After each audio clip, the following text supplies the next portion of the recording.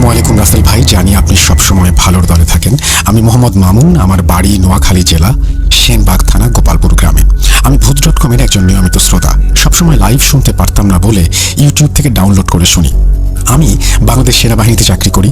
আমি আগেও ভূত এফএমে একটি স্টোরি দিয়েছিলাম, কিন্তু কোনো কারণে আমার স্টোরিটা সিলেক্টেড হয়নি। আমি সবসময় চেষ্টা করি ভূত.com শুনতে এবং ভূত.com-এ স্টোরি শেয়ার করার জন্য, কিন্তু আমার সময়ের জন্য শেয়ার করা সম্ভব হয় না। যাই হোক, আজকে আমি এক বনের ভয়ঙ্কর জিনের সমস্যা এবং তার চিকিৎসার ঘটনা আপনাদের সাথে শেয়ার করব। ভালো লাগলে পড়ে শোনাবেন। উনি আমার সাথে যেভাবে শেয়ার করেছেন ঠিক সেভাবেই বলছি।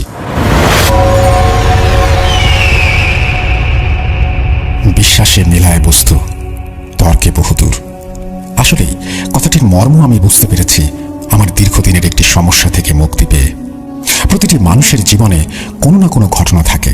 আমি যখন আমার মায়ের পেটে ছিলাম তখন থেকেই আমার প্রতি কোনো না কোনো সাপের ঘৃণা ছিল। আমি বহুবার স্বপ্নে এমন দেখেছি যে আমি গর্ভে থাকা অবস্থায় মা নাকি ভুল করে একটি সাপ মেরে ফেলেন, কিন্তু মায়ের এমন কিছু মনে নেই। তারপর আমার অবস্থার অবনতি হতে থাকলে মা বুঝতে পারেন তিনি আসলেই হয়তো এমন কোনো কাজ করেছেন। তার অভ্যাস ছিল সাপ মারা, তিনি জানতেন সাপ মারা সুন্নত। এখন তিনি বুঝতে পারেন তিনি সাপ ভেবে যা মেরেছিলেন তা আদতে সাপ ছিল না। এই সাপ মারার পর মা বিভিন্ন সময় অসুস্থ থাকতেন। আমি জন্মের পর থেকে নানা রোগ শোকে ভুগতে থাকি। 2-1 দিন পরই আমাকে ডাক্তারের কাছে নিতে হতো। খাওয়া দাওয়ায় আমার তেমন রুচি ছিল না। ছোট থেকে নানা কিছু স্বপ্নে দেখতাম, রাতে দেখে দিনের বেলা ভুলে যেতাম। স্বপ্ন নিয়ে তেমন ভাবনাও ছিল না। ধীরে ধীরে সেই স্বপ্নই আমাকে সুস্থ হতে সাহায্য করেছে। যখন থেকে স্বপ্ন মনে থাকতো তখন পরিবারের সাথে এগুলো বলতাম। ছোটবেলা থেকেই আমার বেশ মন খারাপ থাকতো, আমার মেজাজও গরম থাকতো। আমি কাউকে সহ্য করতে পারতাম না, এমনকি মাকেও সহ্য হতো না। এভাবে চলতে থাকে কয়েক বছর। যখন 10ম শ্রেণীতে পড়ি তখন বাসায় নানা রকম স্বপ্নের কথা বলতাম। তখন স্বপ্ন দেখলে মনে থাকতো আমি স্বপ্নে সাপ দেখতাম রোজ, তার ক্ষতি করতো না। আরও দেখতাম সাপরা আমাকে ঘিরে এমন কোথাও নিয়ে যাচ্ছে যেখানে আমি কখনোই যাইনি। আমার খুব ভালো লাগতো, তাই পরে এসব কথা কাউকে বলিনি। এভাবে সাপের প্রতি আমার মায়ের চেয়েও বেশি আকর্ষণ তৈরি হয়। সবসময় সাপ, কবুতর, কুকুর, পেঁচা ইত্যাদি দেখতাম স্বপ্নে। এমনকি পরীক্ষার হলে লেখার সময়ও দেখতাম কলমের মাথায় সাপ বসে আছে। তখন আমি সবকিছু ভুলে যেতাম। পড়ে আসা পড়া কিছুই মনে করতে পারতাম না। আর আমার ধৈর্যও কমে যেতে লাগলো। রাগ এবং জেদ বাড়তে শুরু করলো। পরিবারের মানুষজন থেকে দূরে সরে যেতে লাগলাম। একা একা থাকতে ভালো লাগতো। কোনো পারিবারিক অনুষ্ঠান, বিয়ে, হইচই ভালো লাগতো না। কারোর সাথে মিশতে পারতাম না, মন খুলে কথা বলতে পারতাম না, রাস্তায় চলাচল করতে পারতাম না, গাড়ির সাথে ধাক্কা লেগে যেত। বেশিরভাগ সময় কলেজ থেকে আসার সময় যে পুকুরগুলো পড়তো সবগুলোতে রাস্তা থেকে সাপ দেখতে পেতাম, যা আর কেউ দেখতো না। আমার জীবন এভাবেই কাটতে থাকে। আরও কয়েক বছর পর আমাকে আমাদের বাড়ির সামনের এক ফকিরের কাছে নিয়ে যাওয়া হয়। তিনি আমাকে দেখে বলেন আমার সাথে খারাপ জিন আছে। সেখান থেকে আমাকে 2টা তাবিজ দেওয়া হয়। আমি একটা গলায় এবং অন্যটি হাতে পরার জন্য ব্যবহার করি। আমাকে পানি পড়া ও তেল পড়াও দেওয়া হয়। এভাবে চলতে থাকে। 1 মাস পর্যন্ত আমার মধ্যে কোনো পরিবর্তন এলো না। এরপর এলাকার ইমাম সাহেবকে আমাদের বাসায় ডেকে নিয়ে আসা হলো। তিনি আমার কথা শুনে ভাবলেন হয়তো আমি খারাপ স্বপ্ন দেখি, তাই ভয় পেয়ে আমার আচরণ করছি। কিন্তু সব কথা শোনার পর আমাকে পানি পড়া, মধু ও তাবিজ দেন। সাথে সাথে দুপুর 12টার আগেই তার দেয়া পানি পড়া দিয়ে গোসল করতে বলেন, আর ভর দুপুরে কোনোভাবেই বাইরে যেতে মানা করেন। এসব নিয়মকানুন মেনে চলার পর কিছুদিন স্বপ্নে সাপ দেখিনি, তবে আমার শারীরিক দুর্বলতা তখনও কাটেনি। একদিন হঠাৎ করেই আমার শরীর থেকে তাবিজ পড়ে যায়। কোথায় কখন পড়ে যায় কিছুই মনে করতে পারি না। এভাবে সময় কাটতে থাকে, কিন্তু দিন দিন আমার অবস্থা খারাপ হতে থাকে। এরপর আমাকে মাদ্রাসার এক হুজুর দেখানো হলো। তিনি আমার সব সমস্যার কথা শুনে আমাকে পানি পড়া ও সরিষার তেল পড়া দিলেন এবং 10টি কাচের প্লেটে কিছু লিখে দেন যেগুলো ধুয়ে পানি পান করতে হবে।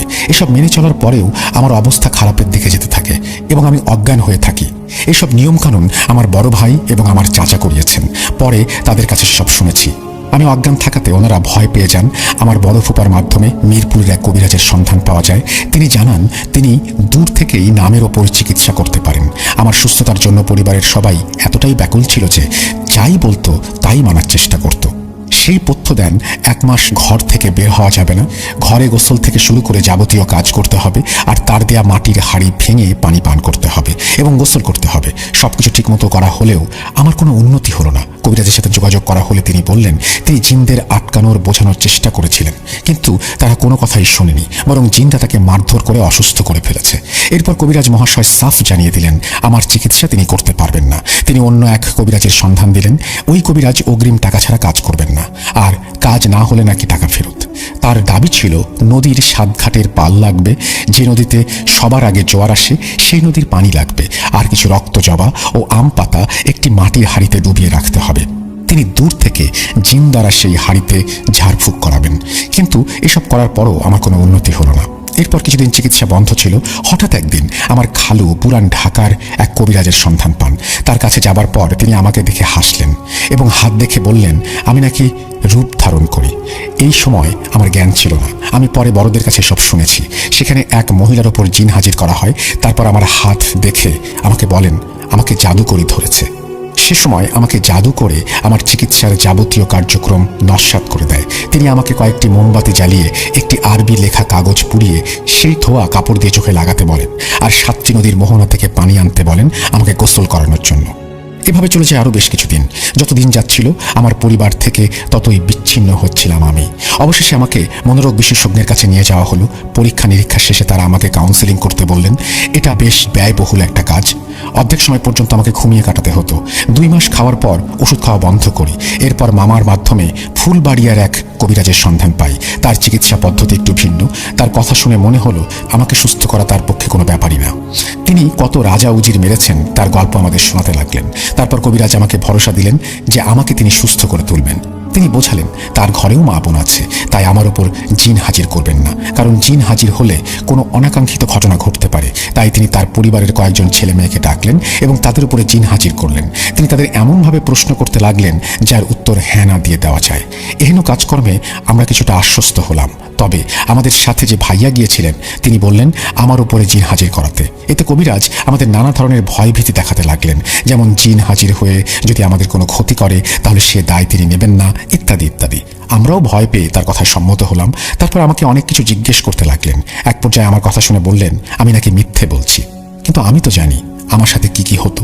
এরপর কবিরাজ আমাকে খুব ধমকাতে লাগলেন এবং বারবার আমাকে মিথ্যুক বলছিলেন। এরপর তিনি আমার সাথে থাকা জিনটিকে নাকি আটকে ফেললেন এবং পড়িয়ে সে নাকি সেই জিনকে খেয়ে ফেলেছে। কাজ শেষ হবার পর বললেন আমাদের কাছ থেকে তিনি কোনো পারিশ্রমিক নেবেন না, কিন্তু তার ভক্তদের জন্য টাকা দিতে হবে।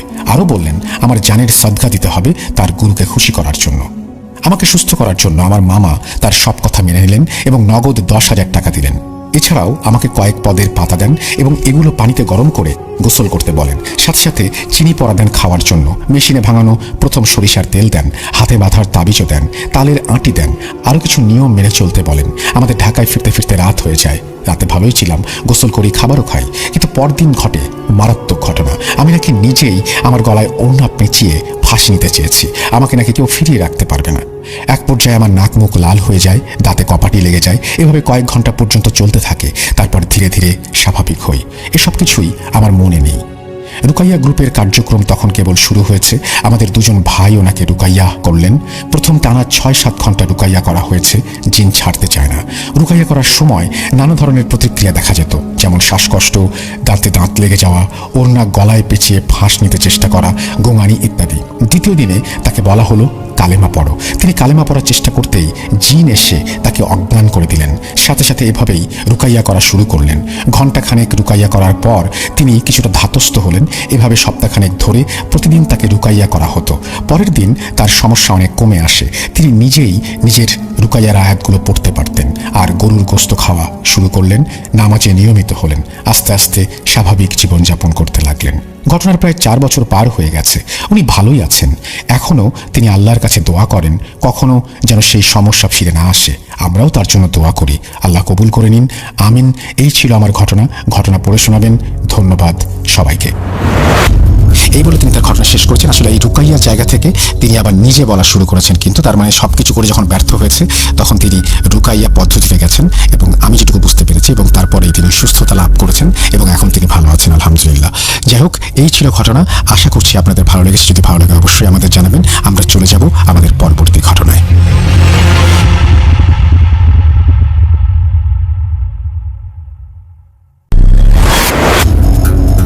যেভাবে লেখা আছে আমি সেভাবেই পড়ছি। আসসালামু আলাইকুম রাসেল ভাই, জানি আপনি সর্বদাই ভালো থাকেন। এত বছরে এই প্রথমবার আমার কোনো ঘটনা স্পেশাল এপিসোডে সিলেক্ট করার জন্য অসংখ্য ধন্যবাদ। তাও আবার ভূত.com-এর জন্মদিন উপলক্ষে স্পেশাল এপিসোড। এই অপরিসীম সম্মান ও ভালোবাসা দেওয়ার জন্য আমি আপ্লুত রাসেল ভাই। ইনশাল্লাহ দোয়া করি ভূত.com যেন এভাবেই আরো হাজারটা এপিসোড পার করে, আমিও যেন এভাবে ঘটনা সংগ্রহ করে পাঠাতে পারি। চলুন এবার ঘটনায় যাই। কামরার মধ্যে কোনো আলো নেই। অবিরাম ঝড়ের গতিতে ট্রেন ছুটে চলেছে তার গন্তব্যের উদ্দেশ্যে। সেই নিরন্তর ঝনঝন শব্দ ঝাঁকুনিকে উপেক্ষা করে কামরাটার অন্ধকার বলয়ের বুক চিরে কয়েক জোড়া জ্বলন্ত সবুজ চোখ বিকট গর্জন করতে করতে ক্রমশ এগিয়ে আসছিল বিমলের দিকে। শ্বাসনালী তখন অদৃশ্য কোনো হাত যেন চেপে ধরে রেখেছে। মুখ দিয়ে টু শব্দটি বের করতে পারছিল না বিমল। যান্ত্রিক গর্জনে হিংস্র জন্তুগুলো ক্রমশ কাছে এগিয়ে আসায় এই অন্ধকারেও বিমল আন্দাজ করতে পারল তাদের মুখ দিয়ে অনবরত হিংস্র লালসার লালা গড়িয়ে পড়ছে। এরই মাঝে হঠাৎ একটা জন্তু তার উপরে ঝাঁপিয়ে পড়ে। বিমল চিৎকার করে ছিটকে সিটের কোনায় রেলিংয়ে গিয়ে ধাক্কা খায়। তারপর আর কিছু মনে নেই। নমস্কার শ্রোতা বন্ধুরা, জানি আপনারা সবাই আল্লাহর রহমতে ভালো আছেন, সুস্থ আছেন। আমি সুকান্ত মাইতি আজ আবারও একটি ভয়ঙ্কর রোমহর্ষক জার্নির ঘটনা নিয়ে হাজির হয়ে গেছি। একটি ট্রেন জার্নির ঘটনা। ঘটনাটি আমাকে পশ্চিমবঙ্গের আসানসোল থেকে রাকেশ সরকার শেয়ার করেছেন। ঘটনাটি তার বন্ধু বিমলের সাথে ঘটা একটি ভয়ঙ্কর মিস্ট্রি। ঘটনাটি আমার কাছে খুবই অন্যরকম লাগায় শেয়ার করলাম। এখন ভালো মন্দ বিশ্বাস করা বা না করা সবই আপনাদের ব্যক্তিগত ব্যাপার। চলুন আর কথা না বাড়িয়ে ঘটনায় প্রবেশ করা যাক। ঘটনাটি রাকেশ যেভাবে আমাকে বলেছে আমি আমার মতো করে লিখলাম।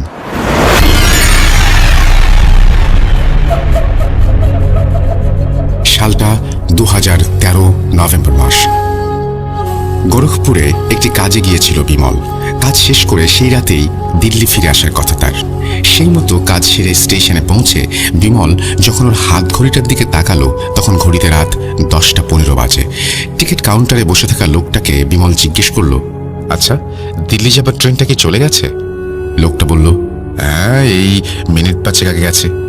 বিমল একটু নিচু স্বরে জবাব দিল, যা চলে গেছে? তা দিল্লি যাবার আর অন্য কোনো ট্রেন নেই? লোকটা একটু চুপ থেকে জবাব দিল, হ্যাঁ একটা লাস্ট ট্রেন আছে রাত 11:30 নাগাদ।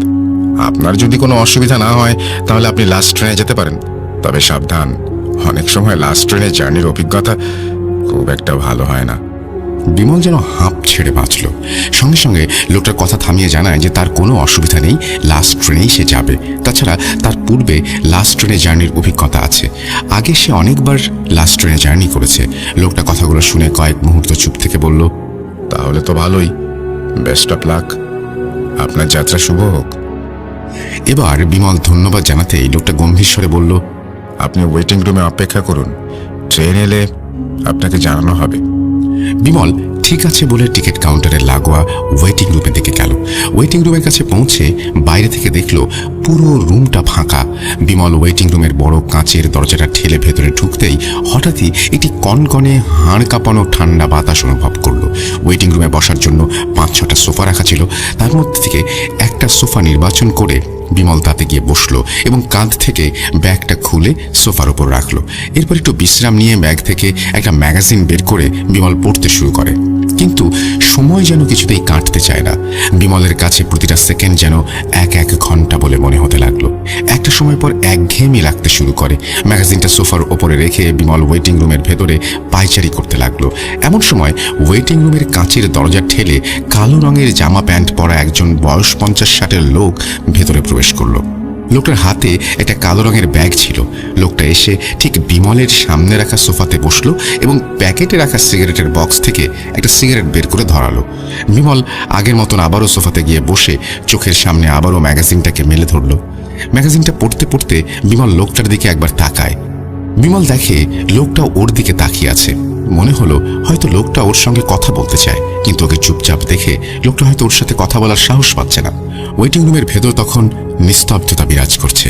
খানিক বাদে সেই নিস্তব্ধতা ভঙ্গ করে বিমল লোকটাকে জিজ্ঞেস করলো, আপনি কোথায় যাবেন? লোকটা শটান জবাব দিল, দিল্লি, ওখানে আমার ছেলে থাকে। এখানে আমি একটা বেসরকারি ব্যাংকে চাকরি করতাম, সবেমাত্র 4 দিন হলো রিটায়ার হয়েছে, তাই আর এখানে থাকবো না, ছেলের কাছে চলে যাব। আপনি?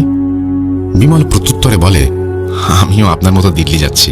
লোকটা আচমকা একটু মুচকি হেসে বলল যে, তাহলে আমার আর আপনার গন্তব্য একই। আপনার বাড়িতে কে কে আছে? লোকটা বলে যে ওর বাড়িতে ছেলে, বৌমা, একটা নাতি আর একটা নাতনি আছে। বিমল জিজ্ঞেস করে, আর আপনার স্ত্রী? লোকটা কয়েক সেকেন্ড চুপ থেকে বলে যে তার স্ত্রী বছর 4 আগে একটি ট্রেন দুর্ঘটনায় মারা গেছে। বিমল শুনে কিছুটা মর্মাহত হয়ে জানায়, ও, আই এম সরি, প্লিজ কিছু মনে করবেন না। না না, ঠিক আছে, আপনি জানতেন না তাই জিজ্ঞেস করেছেন। তা যাকে, আপনি বলুন আপনার বাড়িতে কে কে আছে? আমার বাড়িতে আমি, আমার স্ত্রী, আমার 5 বছরের একটা ছেলে আর 3 বছরের একটা মেয়ে আছে। খুব ভালো। এর মাঝে বিমল লোকটার নাম জিজ্ঞেস করতে ভুলে গিয়েছিল, তাই জিজ্ঞেস করায় লোকটা একটু হেসে বলল, নিশ্চয়ই, আমার নাম রথিকান্ত দাস। আপনার? বিমল চমকে উঠে বলে, বাঙালি? বাহ, তাহলে তো ভালোই হলো। আমার নাম বিমল মজুমদার। এইভাবে কথা বলতে বলতে খুব কম সময়ের মধ্যে ওদের দুজনের মধ্যে বেশ ভাব হয়ে যায়। কথা বলতে বলতে কখন সময় কেটে গিয়েছে বিমল বুঝতে পারে না। ঠিক 11:25 নাগাদ কাউন্টারের লোকটা ওয়েটিং রুমের কাচের দরজা ঠেলে ভেতরে ঢুকে ওদের দুজনের উদ্দেশ্যে বলে যে, ট্রেন এসে গেছে, চলুন। বিমল ব্যাগপত্র নিয়ে উঠে রথিকান্ত বাবুকে বলে, চলুন, তাহলে বাকি কথা না হয় ট্রেনে যেতে যেতে বলা যাবে। এরপর ওয়েটিং রুমের থেকে বাইরে বেরিয়ে আসে। বিমলের পেছন পেছন রথিকান্ত বাবু বেরিয়ে আসে। টিকিট কাউন্টারের লোকটা বলল, তাড়াতাড়ি ট্রেনে উঠে পড়ুন, ট্রেন এখানে বেশিক্ষণ দাঁড়াবে না। সেই মতো বিমলও একটু দেরি না করে ট্রেনে উঠে পড়ে। বিমলের সঙ্গে রথিকান্ত বাবুও উঠে পড়ে। বিমল দেখল ট্রেনটা পুরো ফাঁকা। ট্রেনের ভেতরে কেবলমাত্র ওরা দুজন। বিমল জানলার কাছে একটি সিটে গিয়ে বসলো। রথিকান্ত বাবুও ঠিক বিমলের সামনের সিটটায় গিয়ে বসলো। কামরার ভেতরটা ঘুটঘুটে অন্ধকার, লাইটের একটা সুইচও কাজ করছে না। বিমল বুঝতে পেরেছিল তাড়াহুড়ো করে এই কামরায় ওঠাটা বড্ড ভুল হয়ে গেছে। এমন একটা বিদ্ঘুটে অন্ধকার, তার উপর কেমন যেন গুমোট বোটকা গন্ধ পুরো কামরার মধ্যে ঘুরে বেড়াচ্ছে। কিন্তু কি আর করা যাবে, এখন পরবর্তী স্টেশন আসতে আসতে সেই মধ্যরাতের শেষ গোড়ায়। তার মধ্যে বরং চুপচাপ ঘুমিয়ে পড়া যাক। কিন্তু খিদেটাও যে পাচ্ছে। বিমল ব্যাগ থেকে বিস্কুটের একটা প্যাকেট বের করে প্যাকেটটা ছিঁড়ে তার থেকে বিস্কিট বের করে সবে খেতে যাবে, এমন সময় হঠাৎই বাংকারের উপর থেকে বিকট চিৎকার করে একটি কালো হলু বিড়াল লাফ দিয়ে তাদের দুজনের সিটের মাঝখানে এসে পড়ল। মোবাইলের লাইট ও কামরার জানালা দিয়ে মাঝে মাঝে বাইরে ছিটকে আসা আলোতে যেটুকু বোঝা গেল, বিড়ালটি কুঁচকুঁচে রঙের, চোখগুলো যেন জ্বলছে, বিভৎস দেখাচ্ছিল। কিছু করতে যাবে বিমল, তার আগে রথিকান্ত বাবু হুস হুস করে বিড়ালটাকে তাড়িয়ে দিল। হুসহুসের সঙ্গে কিছু একটা বিড়বিড় করে বিড়ালটাকে বললেন রথিকান্ত বাবু। চোখে চোখ পড়তে ক্ষিপ্র শিকারীর মতো ব্যাপারটাকে যেন এড়িয়ে গেল রথিকান্ত বাবু। বিমল মনে মনে বলল, ধুস, কি না কি ভাবছি। এরপর বিস্কিটের প্যাকেটটা তার দিকে ইশারা করে বিমল জিজ্ঞেস করে, কি রথিকান্ত বাবু, খাবেন নাকি বিস্কিট? দেখছি কামরাটা বাকি কামরাগুলো থেকে ডিটাচড, তাই স্লিপার কামরা থেকে কোনো হকার আসার চান্স নেই। তাই জন্য বলছি, খাবেন নাকি? এতটা পথ যেতে হবে। রথিকান্ত বাবু তখনও বিড়ালটা নিয়ে কিছু ভাবছিল বোধহয়। চমকে উঠে বলল, না বিমল, আমার খিদে নেই। বিড়ালটা হয়তো কোনোভাবে কামরায় ঢুকে আটকে পড়ে গেছে, তাই না? ঠিক আছে, তুমি খাও। বিমল কিছুটা অবাক হয়। ঠিক এই সময় ফোনটা বেজে ওঠে। ফোনটা বের করে বিমল দেখে ওর ছোটবেলাকার বন্ধু রাকেশ ফোন করেছে। বিমল কলটা রিসিভ করে হ্যালো বলতেই ফোনের ওপার থেকে রাকেশ জিজ্ঞেস করলো, কিরে, কত দূর? ভাই, এই সবে ট্রেনে উঠলাম। কেন? তোর তো রাত 10টায় ট্রেন ছিল, তা তুই এখন ট্রেনে উঠলি কেন? উত্তরে বিমল বলে যে রাস্তায় ট্রাফিকের জ্যামের জন্য স্টেশনে আসতে তার দেরি হয়ে যায়, তাই রাত 10টার ট্রেনটা তার মিস হয়ে গেছে। ওই জন্যই অগত্যা 11:30টার এই লাস্ট ট্রেনটা তাকে ধরতে হলো। সব শুনে রাকেশ সাবধানে আয় বলে ফোনটা রেখে দিল। ফোনটা রেখে বিমল দেখল রথিকান্ত বাবু মোবাইলের ফ্ল্যাশ লাইট জেলে একটা গল্পের বই পড়ছে। ব্যাপারটা খুবই হাস্যকর ও উদ্ভট দেখাচ্ছিল বিমলের। তাও আবার বইটার সামনের প্রচ্ছদ দেখে বোঝা যায় বইটা ভূতের গল্পের। রথিকান্ত বাবুকে মনোযোগ সহকারে গল্পের বইটা পড়তে দেখে বিমল কৌতূহলী হয়ে জিজ্ঞেস করে, আচ্ছা রথিকান্ত বাবু, আপনি ভূত বিশ্বাস করেন? মুখের সামনে থেকে গল্পের বইটা সরিয়ে বিমলের দিকে একটা অদ্ভুত গনগনে দৃষ্টিতে তাকিয়ে রথিকান্ত বাবু বলল, হ্যাঁ, বিশ্বাস করি। বিমল এবার একটু তাচ্ছিল্যের স্বরে হেয়ালি করেই জিজ্ঞেস করে, আপনি কখনো ভূত দেখেছেন? সঙ্গে সঙ্গে একটা অদ্ভুত ব্যাপার ঘটে গেল কামরায়। খানিকক্ষণ আগে রতিকান্তবাবু হুঁশ হুঁশ করে যে বিড়ালটি তাড়িয়ে দিয়েছিল, এখন সেই বিড়ালটি এক লাফে রতিকান্তবাবুর কোলের কাছে এসে গা ঘেঁষে বসে ঘর ঘর করে গর্জন করতে লাগলো। দেখে মনে হচ্ছিল যেন রতিকান্তবাবুর অনেক দিনের চেনা পোষ্য বিড়াল। রতিকান্তবাবু বিড়ালটির মাথায় হাত বোলাতে বোলাতে বলল, না দেখিনি, কিন্তু তা বলে যে ভূতের অস্তিত্ব নেই এটা কখনোই বলা যায় না। এই জগতে যেমন মানুষের অস্তিত্ব আছে, ঠিক তেমনি ভূতের অস্তিত্ব আছে। এক কথায় মানুষ থাকলে ভূতও থাকবে। বিমল এবার কেমন যেন লোকটার গলার স্বরে কিছুটা পরিবর্তন অনুভব করলো। কিছুক্ষণ আগে পর্যন্ত যে মানুষটা তাকে চিনত, এখন সে আলাদা। এবার রতিকান্তবাবু প্রথমবারের মতো রাশভারী গম্ভীর কণ্ঠস্বরে উল্টে বিমলকে জিজ্ঞেস করলো, কেন, আপনি ভূতে বিশ্বাস করেন না? বিমল তখন কোনো কিছুর সূত্র মেলাতে পারছে না, একটু অন্যমনস্ক হয়ে বলল, না, আমি ওইসব ভূতে বিশ্বাস করি না। ভূত বলে কিছু নেই। বিমলের কথা শুনে রতিকান্তবাবু বেশ কিছুক্ষণ চুপচাপ বসে রইলেন। এদিকে বিমল দেখে ঘড়িতে তখন রাত 11:15 বেজে গেছে। দিল্লি পৌঁছাতে সেই সকাল, তাই বিমল সিটে হেলান দিয়ে একটু ঘুমানোর চেষ্টা করে। তন্দ্রাটা বোধহয় একটু লেগে এসেছিল। এমন সময় একটি গম্ভীর গলার ধমকে রীতিমতো চমকে ওঠে বিমল। কে, শুয়ে পড়লেন নাকি? ভূত দেখবেন নাকি? এখন ভূত যদি আপনার সঙ্গে দেখা করে তাহলে তো আপনি বিশ্বাস করবেন, কি তাই তো? ধরফর করে উঠে পড়ায় বিমলের গলা শুকিয়ে যায়। সেই মুহূর্তে একটু জল ভীষণ প্রয়োজন তার। পাশে বোতল থেকে কয়েক ঢোক জল খেয়ে বিমল অবাক হয়ে জিজ্ঞেস করে, তার মানে রাত দুপুরে মজা করছেন?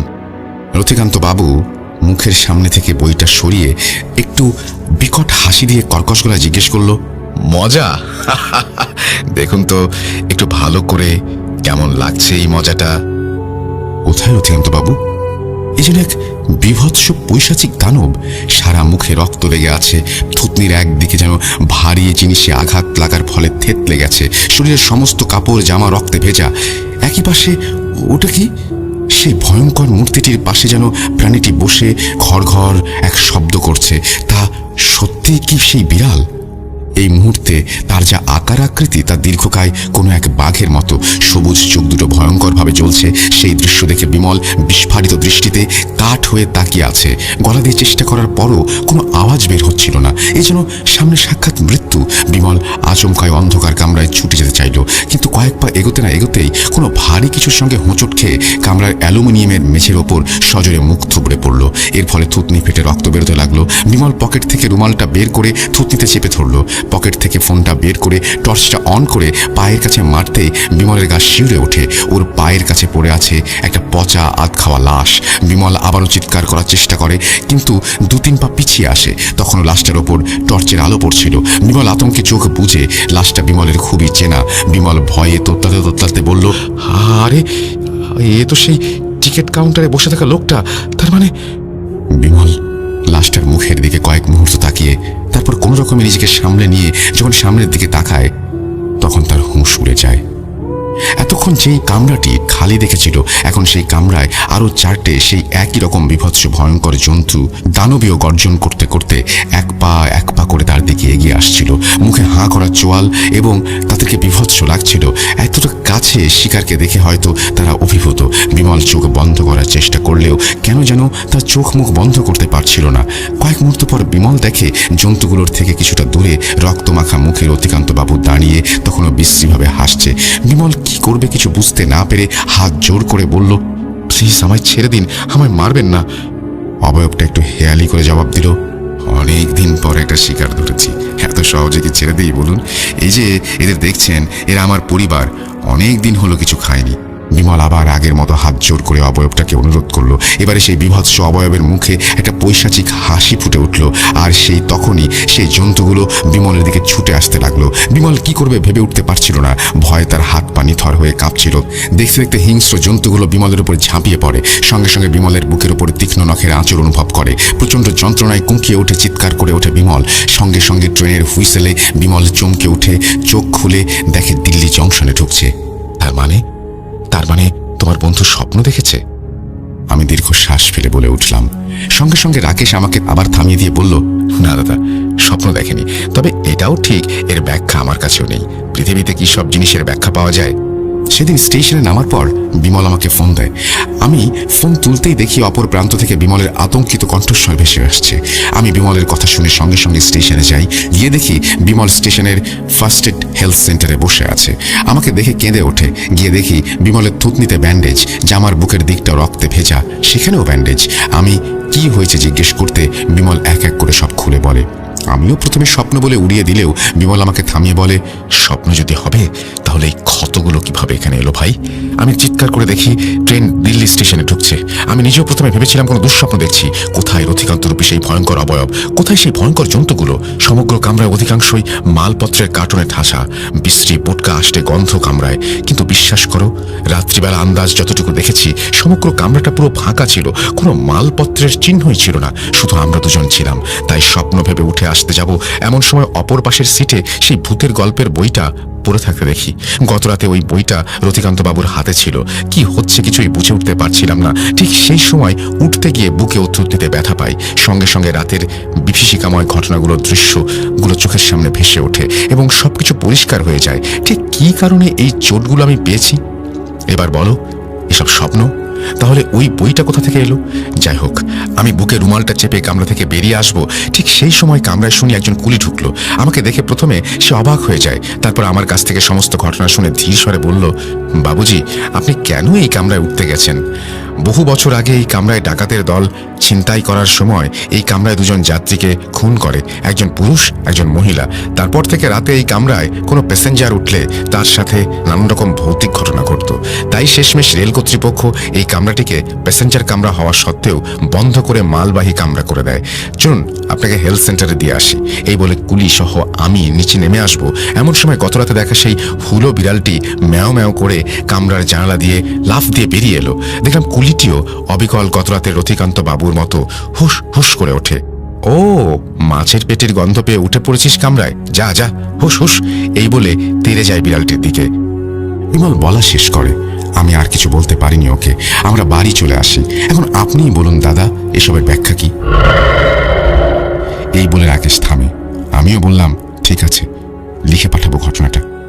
এখন শ্রোতা বন্ধুরা এই ঘটনাটি শুনে এই প্রশ্নের উত্তর দেবেন। এই ছিল ঘটনা রাসেল ভাই। ইনশাল্লাহ আগামীতে আবারও আসবো অন্য কোনো ঘটনা নিয়ে। ভালো থাকবেন, আল্লাহ হাফেজ। এই ছিল সুকান্ত মাইতির পাঠানো ঘটনা। থ্যাংক ইউ ভেরি মাচ আপনার ঘটনা পাঠানোর জন্য। আশা করছি এই ঘটনাটি আপনাদের ভালো লেগেছে। যদি ভালো লাগে অবশ্যই আমাদের জানাবেন। আমরা চলে যাব আমাদের পরবর্তী ঘটনায়, তবে তার আগে জানিয়ে দিই আমাদের ইমেল অ্যাড্রেস হলো russell.bhuth.com@gmail.com। আপনাদের ঘটনার অপেক্ষায় থাকলাম।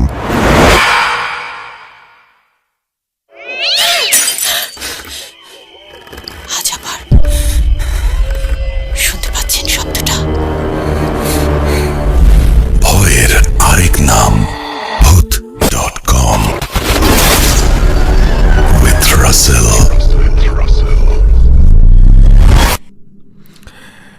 ইয়েস, ভয়ের আরেক নাম ভূত.com। আশা করি আপনারা সবাই ভালো আছেন এবং ভালোর দলে আছেন।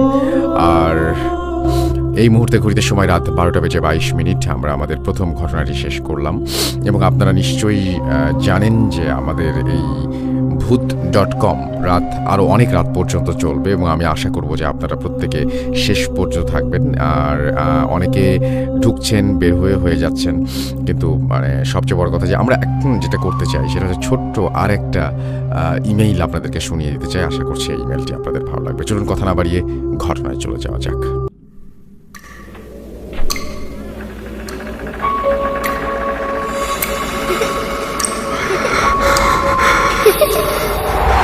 লুকোচুরি খেলবে?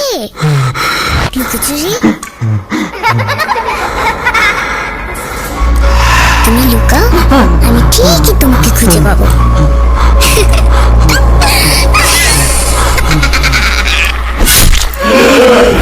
bhuth.com with Russell.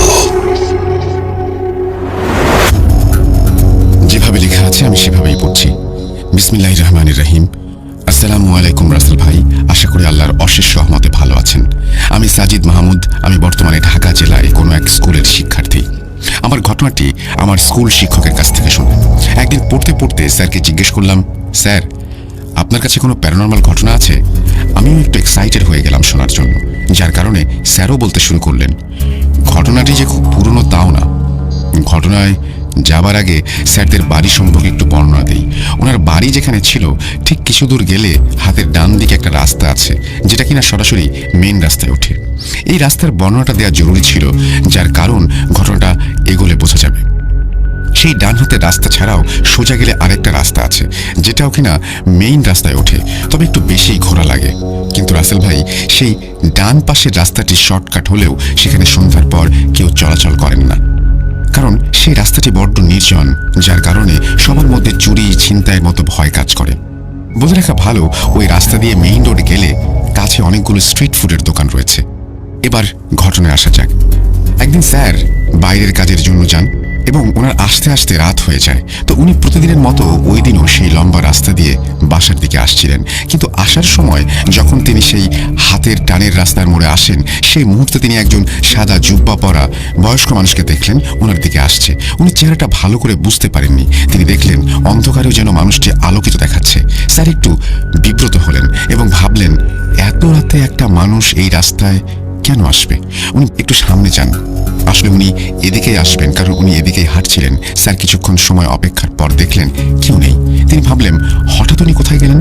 তিনি তখন ওই রাস্তা দিয়ে মেইন রোডের দিকে ছুটলেন এবং আশেপাশের স্ট্রিট ফুডের দোকানগুলোতে জিজ্ঞাসা করলেন, কিন্তু কেউ কিছু বলতে পারল না। তিনি ভাবলেন, এত কম সময়ের মধ্যে কোনো বয়স্ক মানুষের পক্ষে এত দ্রুত এই পথ অতিক্রম করা সম্ভব নয়। তখন তিনি ভাবতে ভাবতে আবার বাসায় চলে আসলেন এবং শুনতে পারলেন ওনার বাবা মারা গেছেন। একদিন রাসেল ভাই উনি ঘটনাটা ওনার বন্ধুকে শেয়ার করেন। যখন ওনার বন্ধু এই ঘটনাটি শোনেন, তখন বলেন, আরে এই ঘটনা তো আমার সঙ্গেও ঘটেছে।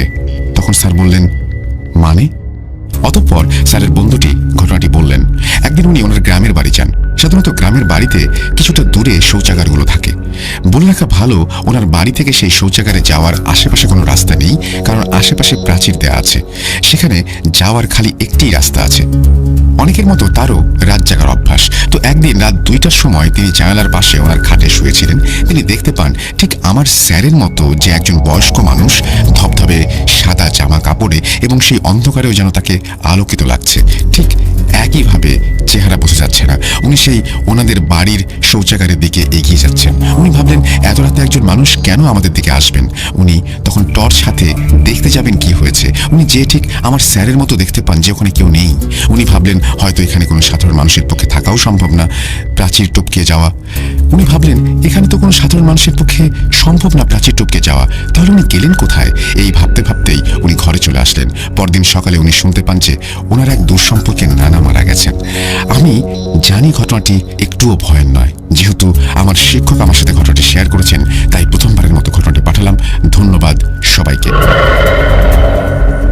না, ঘটনাটি ভয়ের না, এই কথাটি সত্যি, কিন্তু ঘটনাটি রহস্যময়, এটাও সত্যি। থ্যাংক ইউ ভেরি মাচ আপনার ঘটনার জন্য। আমরা চলে যাব আমাদের পরবর্তী ঘটনায়।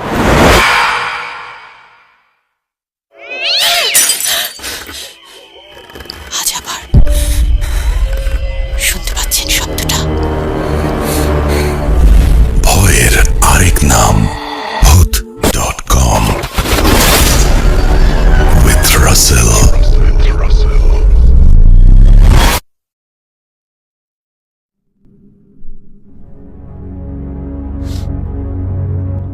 আরও একবার আপনাদের সবাইকে স্বাগত জানাচ্ছি। আমি রাসেল। আশা করছি আপনারা সবাই ভালো আছেন এবং ভালোর দলে আছেন। জমজমাট হয়ে উঠেছে আজকের ভূত.com। ঘড়িতে সময় রাত 12:28। আরও একবার জানিয়ে দিই আমাদের ইমেল অ্যাড্রেস। আমাদের ইমেল অ্যাড্রেস হচ্ছে russell.bhoot.com@gmail.com। আপনার নাম, ঠিকানা এবং ফোন নাম্বার সহ আপনার জীবনে ঘটে যাওয়া বা আপনার জানা সেরা ঘটনা লিখে পাঠিয়ে দেবেন আমাদের কাছে। ঘটনার শুরুতে অবশ্যই উল্লেখ করুন ঘটনাটা আপনি স্টুডিওতে এসে শেয়ার করতে চান, নাকি আপনি চান আপনার ঘটনা আমরা পড়ে শোনাই। বেশি কথা বলবো না, কারণ বেশি কথা কেউ পছন্দ করেন না স্পেশালি শোয়ের সময়। যাই হোক, আমরা চলে যাব ঘটনায়। আরও একটা ইমেল, চলুন শুনে আসি।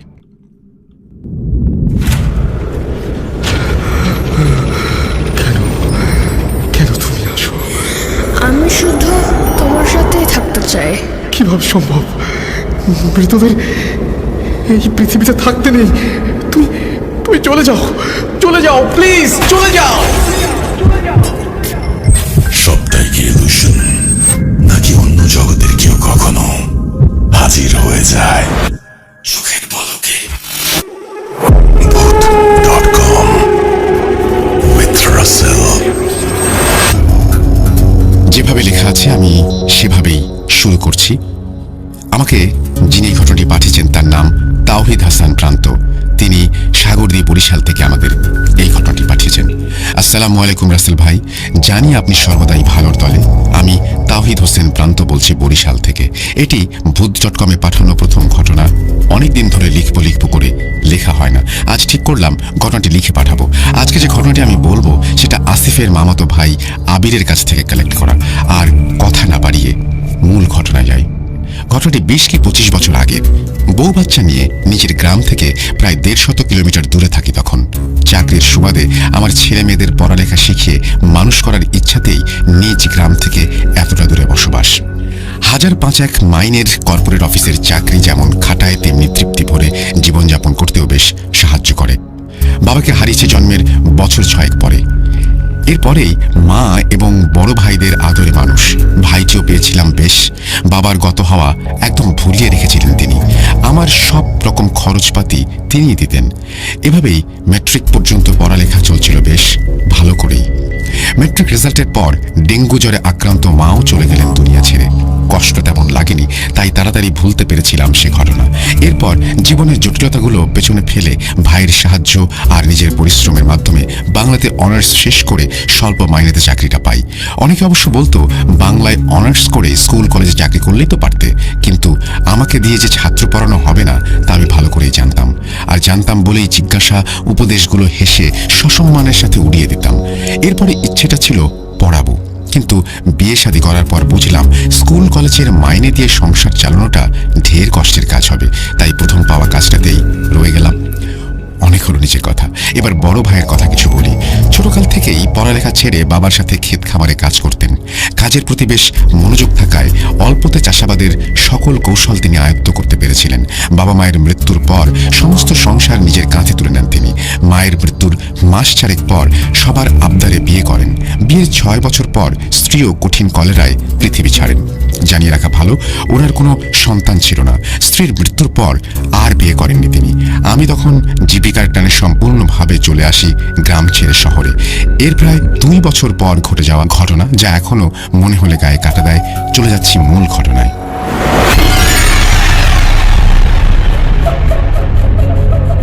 চৈত্রের শেষ সপ্তাহের ঘটনা। চারিদিক খাঁ খাঁ করছে প্রখর রোদ। এর মধ্যেই শেষ বিকেলে নেমে এলো বৃষ্টি। বৃষ্টির সাথে সাথে ঝড়। আকাশে বিদ্যুৎ চমকানো প্রবল ধাক্কা দিচ্ছে কাল বৈশাখের লক্ষণ। কিন্তু বৈশাখ আসতে এখনো 5 দিন বাকি। মাগরিবের বেশ পরে বাড়ি ফিরছি কাক ভেজা হয়ে। আমার স্ত্রী বিকেল থেকেই আমায় নিয়ে উদ্বিগ্ন। বাচ্চাগুলো বেশ ভয়ে সময় কাটাচ্ছে। বাড়ি আসতেই স্ত্রীর 1 ডজন আবেগ মিশ্রিত প্রশ্ন আর বাচ্চাদের ভয়ের কারণ শোনার ফাঁকেই শুনতে পেলাম কেউ একজন দরজা ধাক্কাচ্ছে। প্রথমে ভেবেছিলাম বাতাসের তাণ্ডব, পরে কণ্ঠটা শুনতে পেলাম বড় ভাইয়ের কণ্ঠ। দরজাটা খুলতেই দেখতে পেলাম বড় ভাইয়ের মুখ। দরজার বাইরে বারান্দায় দাঁড়িয়ে রয়েছে, একদম ভিজে আছে, তবে এতে তার কোনো ভ্রুক্ষেপ নেই। তার মুখ লেগে আছে একটা মৃদু হাসি। ভাইকে যতটা খুশি হয়েছি দেখে অবাকও হয়েছি। কিছু না জানিয়ে হঠাৎই ঝড় বৃষ্টির দিনে আমার বাড়ি আসার মতো পাত্র তিনি নন। এমন ভাবনার মধ্যেই পেছন থেকে স্ত্রী বলে উঠল, ওমা, বড় ভাই যে ভেজা কাপড় নিয়ে এখনো বাইরে দাঁড়িয়ে আছেন কেন? ভেতরে আসুন। স্ত্রীর সাথে আমিও তাল মেলালাম। বড় ভাইকে হাত ধরে ঘরে নিয়ে আসলাম। লক্ষ্য করলাম তার গায়ে সাদা পাঞ্জাবি আর পায়জামা ভিজে লেপ্টে আছে। ওনাকে কখনো সাদা কাপড় পরতে দেখেছি বলে মনে পড়ে না। কিন্তু একটা বিষয় আমার স্ত্রী এবং আমার দুজনেরই চোখে পড়েছে।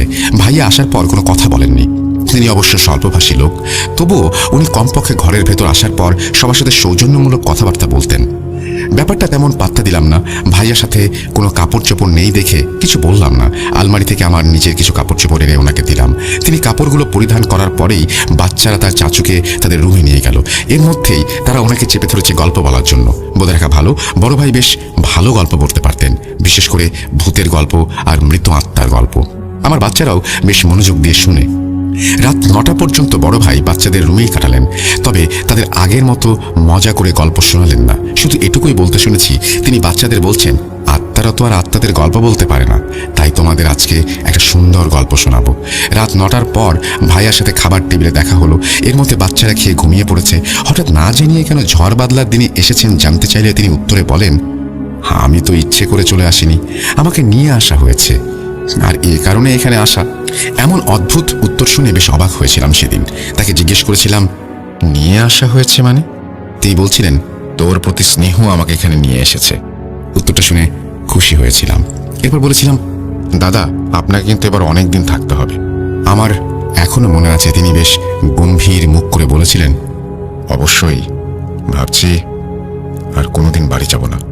ভাইয়া এসেছে আজ 4 দিন। এর মধ্যে বেশিক্ষণ কথা বলতে পারিনি তার সাথে। আমার স্ত্রী ওনার সাথে তেমন বেশি কথা বলেন না আগে থেকেই, তবে বাচ্চারা বেশ জমাচ্ছে চাচুর সাথে। কিন্তু আমার কাছে ভাইয়াকে কেমন যেন অন্যরকম লাগছিল। একদম আলাদা মানুষ। সারাদিন দেয়াল ঘেরা বাড়ির উঠোনেই কাটান তিনি। সে রাতের পর থেকে গায়ের সাদা পাঞ্জাবি আর পাজামাটাই পরে আছেন সবসময়। উদাসীন হয়ে কি যেন ভাবেন। এ কথা স্ত্রীকে বলতেই সে আশ্বাস দিয়ে বলেছিল, সারাদিন বাড়িতে একা একা থাকেন তো, তাই উনি অন্যরকম হয়ে গিয়েছেন। দিনটা চৈত্রের শেষ দিন, রাত পোহালেই বৈশাখ। স্ত্রী আর ছেলে মেয়েরা এবার শ্বশুর বাড়ি গিয়ে বৈশাখ পালন করতে যাবে। আমারও যাবার কথা ছিল, কিন্তু ভাইয়াকে বাড়ি রেখে যাওয়াটা ইচ্ছে করছিল না। 12টার ট্রেনে স্ত্রী আর ছেলে মেয়েদের উঠিয়ে দিয়ে আসলাম স্টেশনে। ফেরার পথে পোস্টমাস্টার মজনুর সাথে দেখা। দৌড়ে এসে হাতে একটা চিঠি খাম গুজে দিয়ে বলল, পোস্ট হয়েছে সেই ঝড়ের দিন, কিন্তু সেদিন এত ঝড় ছিল যে রাস্তাঘাট সব বন্ধ। আজই পেলাম, আর্জেন্ট স্ট্যাম্প দিয়ে পাঠানো হয়েছে। চিঠিটা দিয়ে মজনু হন করে হেঁটে চলে গেল। খামের ওপর আমার চাচাতো ভাইয়ের নাম লেখা। তারিখ দেখে বুঝলাম ভাই যেদিন আমার বাড়ি এসেছিল সেদিনই চিঠিটা পোস্ট করা হয়েছে। তখন টেলিফোন ছিল না সব জায়গায়, বিশেষ করে আমাদের গ্রামে ছিল না একটাও, তাই সব যোগাযোগ রক্ষা করা হতো চিঠিতেই। কিন্তু যেদিন ভাইয়া এসেছে সেদিন আর্জেন্ট চিঠি পাঠানোর ব্যাপারটা কিছুতেই বুঝে উঠতে পারলাম না। চা স্টলের একটা টেবিলে বসে চিঠিটা খুলে পড়তে লাগলাম। পড়তে পড়তে অনুভব করলাম আমার গায়ের সব লোমগুলো দাঁড়িয়ে গেছে, হাত কাঁপছে, বিশ্বাস হচ্ছিল না। তাই আবার বিড়বিড় করে পড়তে লাগলাম, কোনো রকম সৌজন্যতা ছাড়া কয়েক লাইনে লেখা চিঠি। ছোট ভাই রফিক, আজ 13 তারিখ রোজ বুধবার তোমার ভাই শামসুদ্দিন স্ট্রোক করে ইন্তেকাল করেছে।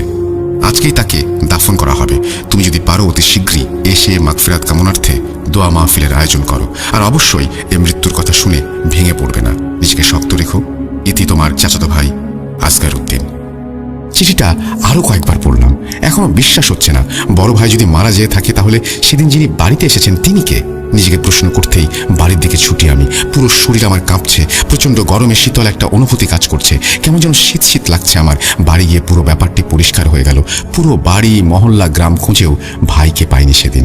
পুরো ব্যাপারটি এত নাটকীয়ভাবে ঘটেছিল যে কিছুই বুঝতে পারিনি। কিন্তু পরে বুঝতে পারলাম সেদিন বাচ্চাদের সাথে তিনি ঠিকই বলেছেন, তিনিই আত্মা। আত্মারা কখনো আত্মাদের গল্প বলতে পারে না। আর তিনি কখনোই বাড়ি যাবেন না। আমার কাছে এসেছেন স্নেহের কারণে। ভাই আমাকে ভালোবাসতেন, তাই মৃত্যুর পরও শেষবার আমাকে দেখতে গিয়েছেন, কিংবা হয়তো আমাকে দেখার সুযোগ করে দিয়েছেন। রাসেল ভাই, এই ছিল ঘটনা। ভালো লাগলে পড়ে শোনাবেন। Thank you very much. খুব চমৎকার একটা স্টোরি। আশা করছি আপনাদেরও ভালো লেগেছে। যদি ভালো লাগে অবশ্যই আমাদের জানাবেন। যদি ভালো না লাগে সেটাও আমাদেরকে জানাবেন। আমরা চলে যাব আমাদের পরবর্তী ঘটনায়।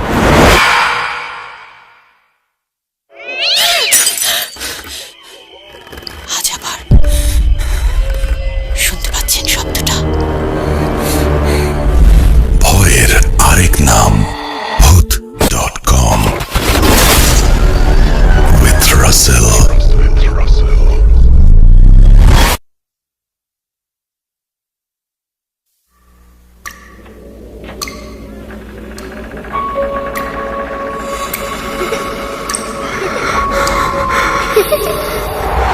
লুকোচুরি খেলবে? লুকোচুরি? তুমি লুকাও, আমি ঠিকই তোমাকে খুঁজে পাবো।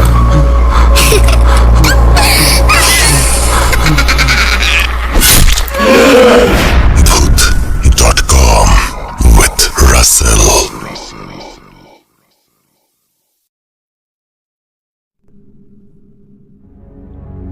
আরও একবার আপনাদের সবাইকে স্বাগত জানাচ্ছি। আমি রাসেল। ঘড়িতে সময় রাত 12:39। আর একটার পর একটা ঘটনা শুনছি আমরা। আশা করছি আপনাদেরও ভালো লাগছে। আমাদেরও খুব ভালো লাগছে যে এখনও পর্যন্ত আপনারা সবাই আছেন। তো দেরি না করে আমি আরও একটা এই জন্য ভাবছি ইমেল শুনিয়েই দিই, কারণ আপনারা সবাই যেহেতু অধীর অপেক্ষায় রয়েছেন আজকের শোটা ভালো হবে সেই আশায়। আমিও চাচ্ছি যে আপনারা সবাই থাকুন পুরোটা সময়। তো দেরি না করে আমরা যেটা করে ফেলি সেটা হচ্ছে আরও একটা ইমেল পড়ে ফেলি, আর আপনারাও এনজয় করুন প্রতিটা মুহূর্ত। চলুন কথা না বাড়িয়ে চলে যাচ্ছি ঘটনায়। আমাদেরকে ইমেল করে ঘটনা পাঠান। আমাদের ইমেল অ্যাড্রেস russell.voot.com@gmail.com। অপেক্ষায় আছি আপনার। ঘড়িতে সময় রাত 12:40। চলছে ভূত.com। আমি রাসেল আছি সাথে। চলুন শুনে আসি।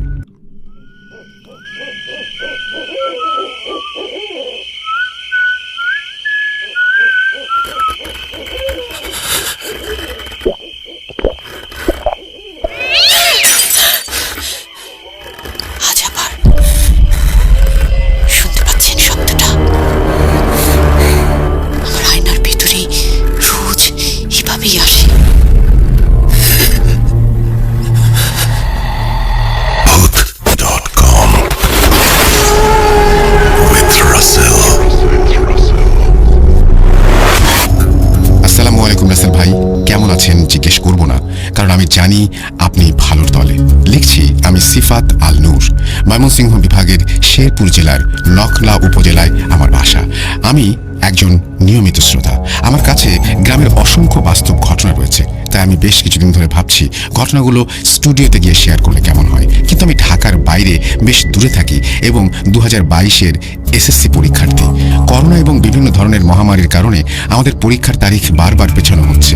কোরবানি ঈদের আগে পরীক্ষা হওয়ার কথা থাকলেও তা সিলেটের বন্যার কারণে পিছিয়ে সেপ্টেম্বর 15 তারিখ করা হয়েছে। সামনে পরীক্ষা, এখন তাই এই সময়ে বাসা থেকে ঢাকায় যাওয়ার জন্য যদি বায়না করে বসি, তাতে আমার আম্মু আব্বু কখনোই রাজি হবে না। এজন্য অনেক ইচ্ছা থাকা সত্ত্বেও ঢাকার স্টুডিওতে এসে ঘটনাগুলো শেয়ার করতে পারছি না কোনোভাবেই। তাই অসংখ্য ঘটনাগুলোর মধ্য থেকে একটি ঘটনা লিখে পাঠাচ্ছি। যদি ঘটনাটি সিলেক্টেড হয়, ঘটনাটি পড়ে শোনাবেন, খুবই খুশি হব এবং পরীক্ষার পর আমি ঢাকার স্টুডিওতে এসে আপনার সাথে বাকি ঘটনাগুলো শেয়ার করবো ইনশাল্লাহ। তো কথা না বাড়িয়ে চলুন সরাসরি ঘটনায় যাওয়া যাক। ঘটনার মূল অংশ আমি সংক্ষেপে লিখছি। আমার নানা বাবার একমাত্র সন্তান ছিলেন। নানা যখন ছোট ছিলেন তখনই তার বাবা, আমার বড় বাবা, পরলোক গমন করেন। নানা আমার বড় মার খুবই আদরের সন্তান ছিলেন। ঘটনাটি আমার নানুর কাছ থেকে শোনা এবং ঘটনাটি ঘটেছে আমার নানুর শাশুড়ির সাথে, মানে আমার বড় মার সাথে। নানু যেভাবে বলেছেন ঠিক সেভাবেই লিখছি।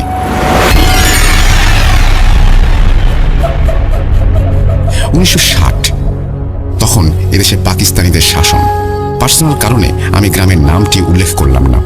তখন ওই গ্রামে ভূত প্রেতের উপদ্রব একটু বেশিই ছিল। ভয়ের কারণে রাতের বেলায় কেউ বাইরে একা বের হতে পারত না। তখন নানু প্রেগনেন্ট ছিল। নানা সকাল থেকে সন্ধ্যা পর্যন্ত কাজ করে বাজারের টং দোকানে আড্ডা দিয়ে ক্লান্ত পরিশ্রমী শরীর নিয়ে অনেক রাত করে বাসায় ফিরতেন। বাসায় এসে খাওয়া দাওয়া শেষ করে ঘুমিয়ে পড়তেন। এজন্য নানু তাকে ঘুমের মধ্যে ডাকাডাকি করে কখনোই বিরক্ত করতেন না। যেহেতু নানু প্রেগনেন্ট, সেহেতু কখন কি হয়ে যায় এসব ভেবে আমার বড় মা সবসময় ভয়ে থাকতেন। সেজন্য বড় মা নানুকে বলেছিল যে রাতে ওয়াশরুমে যাওয়ার সময় আমাকে সাথে করে নিয়ে যেও। প্রথমে বলে রাখা ভালো, নানু যেই রুমে থাকতেন ঠিক তার পাশের রুমেই বড় মা থাকতেন। নানুর ওয়াশরুমে যাওয়ার দরকার পড়লে নানু পাশের রুমে গিয়ে বড় মাকে ঘুম থেকে জাগিয়ে তুলে সাথে করে নিয়ে ওয়াশরুমে যেতেন। তখনকার সময়ে গ্রাম এলাকায় ওয়াশরুমগুলো ছিল বাসা থেকে একটু দূরে। তো একদিন নানুদের গ্রামের পাশের গ্রামে একটা বাসায় সদ্য বিয়ে করা নতুন বউকে খুঁজে পাওয়া যাচ্ছে না। জামাই বাড়ির লোকজন পুরো এলাকা খুঁজে দেখেন, কিন্তু নতুন বউকে খুঁজে পাওয়া যায় না। তারপর তাদের পাশের বাসার এলাকায়, মানে নানুদের এলাকায় খুঁজতে এলেন, কিন্তু নতুন বউকে কোথাও খুঁজে পাওয়া গেল না। তখন জামাই বাড়ির লোকজন ধরে নিল যে নতুন বউ বিয়ের আগে হয়তো প্রেম করত, সেই কারণেই সে হয়তো কোথাও পালিয়ে গিয়েছে। সেদিন গভীর রাতে হঠাৎ বড় মা ঘুমের মধ্যে হালকা তন্দ্রা অবস্থায় শুনতে পেলেন নানু তাকে বাসার বাইরে ডাকছেন। তখন বড় মা ভাবলেন যে বৌমার হয়তো ওয়াশরুম পেয়েছিল, আমি ঘুমিয়েছিলাম, এই জন্য আমাকে বিরক্ত না করে একাই চলে গিয়েছে ওয়াশরুমে। তখন তিনি ভয়টা পেলেন, এটা ভেবেছে বৌমা আমাকে বাইরে থেকে ডাকছে, ব্যাপার কি, বৌমার কোনো বিপদ আপদ হলো না তো? তখনকার আমলে বিদ্যুৎ ছিল না, গ্রাম এলাকায় এক প্রকার কুপিবাতির প্রচলন ছিল। তার কয়েক যুগ পর হ্যারিকেনের প্রচলন হয়। তো বড় মা তাড়াতাড়ি উঠে গিয়ে ম্যাচ দিয়ে কুপি জ্বালিয়ে হাতে করে বাইরের রুমে এসে বের হলেন। বের হয়ে দেখেন বাইরে কেউ নেই। বড় মা তখন হাঁটতে হাঁটতে ওয়াশরুমের কাছে গেলেন, গিয়ে দেখেন সেখানেও কেউ নেই। তখন বড় মার মনের মধ্যে সাময়িক সময়ের জন্য একটু ভয় কাজ করলো। সাথে সাথেই বড় মা সোজা হয়ে বাসার দিকে হাঁটা শুরু করলেন। তখনকার আমলে গ্রামে বেশিরভাগই ছনের ঘর ছিল। একটু হেঁটে আসতেই বড় মা দূর থেকে লক্ষ্য করলেন বাসার বারান্দায় বাঁশের সাথে হাত রেখে কে যেন দাঁড়িয়ে আছে। তিনি অবাক, ঘন অন্ধকারের কারণে ভালো করে দেখা যাচ্ছে না ব্যক্তিটি কে। তিনি ওই অবস্থাতেই ভাবছেন এলাকার মানুষজন তো এত রাতে বাইরে থাকার কথা না, তাহলে বারান্দায় কে, ব্যক্তিটি কে হতে পারে? বৌমা আমাকে বাড়ি থেকে ডেকেছিল, তাহলে কে এই ব্যক্তি? বৌমা না তো? তখন বড়মা অনেক রাগ হলো। বড়মা চিৎকার করে বলে উঠলেন, বৌমা, এত রাতে বারান্দায় দাঁড়িয়ে আছো কেন? যদি বাচ্চার কোনো ক্ষতি হয়। এই বলেই বড়মা বারান্দার দিকে হাঁটা শুরু করলেন। বারান্দার কাছে আসতেই বড়মা কুপির বাতি হালকা আলোয় দেখতে পেলেন নতুন বউয়ের সাজে একজন মেয়ে দাঁড়িয়ে আছে। মেয়েটির মাথায় ঘোমটা দেয়া ছিল, মেয়েটির মুখমণ্ডল একদমই দেখা যায় না। বড়মা ভয় পেয়ে গেলেন। অতঃপর বড়মার মাথায় আসলো, পাশের গ্রামে যে নতুন বউ হারিয়ে গেছে, এই মেয়েটি ওই নতুন বউ না তো? তারপর বড়মা মেয়েটিকে জিজ্ঞেস করলেন, কি গো মা, এত রাতে আমার বারান্দায় দাঁড়িয়ে আছো কেন? তখন নতুন বউ কোনো প্রকার উত্তর দিল না। তখন বড়মা আবারও জিজ্ঞেস করলেন, মা, রুমে যাও, এখানে এইভাবে দাঁড়িয়ে থাকলে অসুস্থ হয়ে যাবে। সকালে তোমার চাচাকে বলবো তোমাকে বাসায় দিয়ে আসতে। তারপর নতুন বউ কোনো প্রকার উত্তর দিল না। তখন বড়মা একটু বিরক্ত বোধ করলেন। বড়মা নতুন বউয়ের হাত ধরে ওয়াশরুমে যাওয়ার সিদ্ধান্ত নিলেন। যখনই নতুন বউয়ের হাত ধরতে যাবেন তখনই নতুন বউ হাঁটা শুরু করলো। এটা দেখে বড়মা বেশ অবাক হলেন। এরপর বড়মা নতুন বউয়ের পেছন পেছন হাঁটতে শুরু করলেন। কিন্তু কিছু দূর যেতেই সামনে একটা বিল ছিল। বিলটির নাম চতুল্লা বিল। এই মুহূর্তে নকলা থানার যে লিসেনাররা আমার ঘটনাটি শুনছেন তারা অবশ্যই লোকেশনটি চিনতে পেরেছেন। তো নতুন বউটি ওই বিলের দিকে হাঁটা শুরু করলো। এদিকে বড়মা নতুন বউয়ের পেছন পেছন হেঁটে চলেছেন। বড়মা যেন ওই সময়টাতে ঘোরের মতো ছিলেন। তারপর যখন বড়মার ঘোর কাটলো তখন বড়মা দেখলেন তিনি বিলের মাঝখানে চলে এসেছেন। তার গলা পর্যন্ত পানি, এবং তিনি যে রুমের বাইরে বের হয়ে এসেছেন হাতের কুপি বাতিটি নিয়ে বের হয়েছিলেন, সেই কুপি বাতিটি তিনি পানির ওপর হাত উঁচু করে ধরে রেখেছেন। কিন্তু তারপর বড়মা লক্ষ্য করলেন যে তার আশেপাশে কোনো নতুন বউ নেই। বড়মা ভয়ে কান্না শুরু করে দিলেন এবং গলা ছেড়ে চিৎকার চেঁচামেচি করতে লাগলেন। এভাবেই অনবরত চিৎকার চেঁচামেচি করেই গেলেন এবং হাউমাউ করে কান্না করতে শুরু করলেন।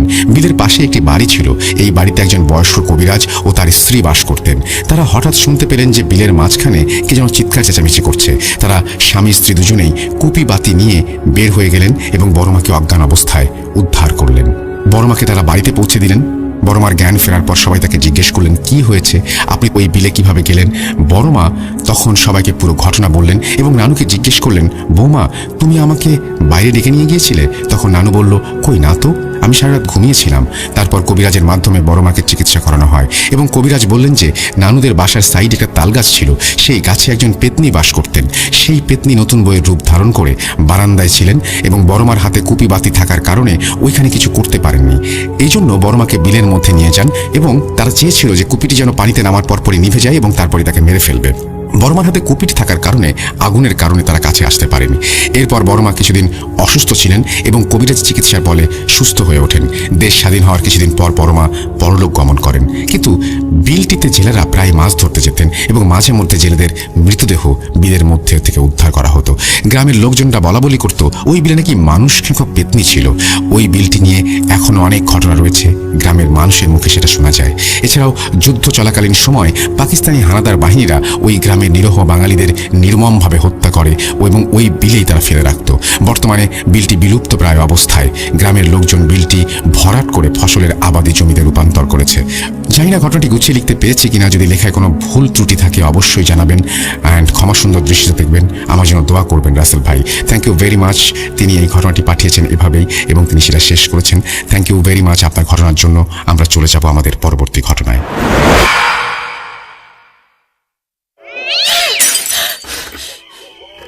আজ আবার শুনতে পাচ্ছেন শব্দটা?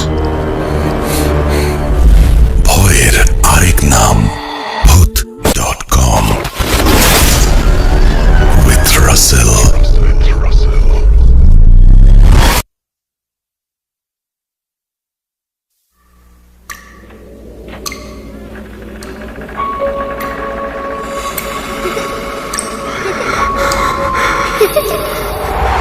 লুকোচুরি খেলবে?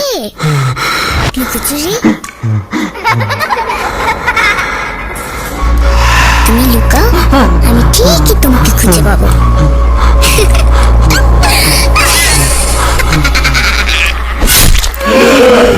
Voot.com with Russell.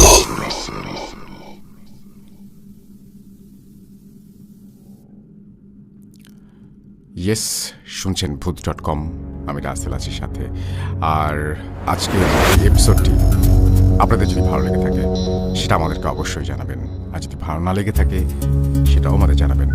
আমরা প্রতিনিয়ত চেষ্টা করছি আপনাদের পছন্দ মতো এপিসোড উপহার দেওয়ার।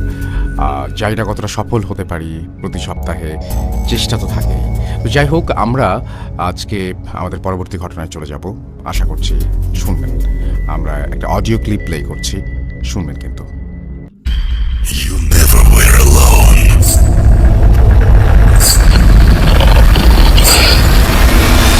Juju আসছে। You are not alone. আমি শুধু তোমার সাথেই থাকতে চাই। Not alone. লুকোচুরি খেলবে? লুকোচুরি? You will never be alone.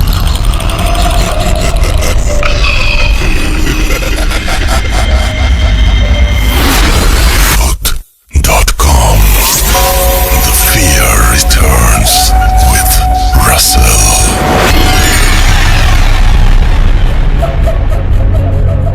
আসসালামু আলাইকুম, আশা করি সবাই ভালো আছেন। আর রাসেল ভাই, আপনার কথা জিজ্ঞেলাম না, কারণ আপনি সর্বদা সব সময় ভালো দলে থাকেন। তো আলহামদুলিল্লাহ আমি অনেক ভালো আছি।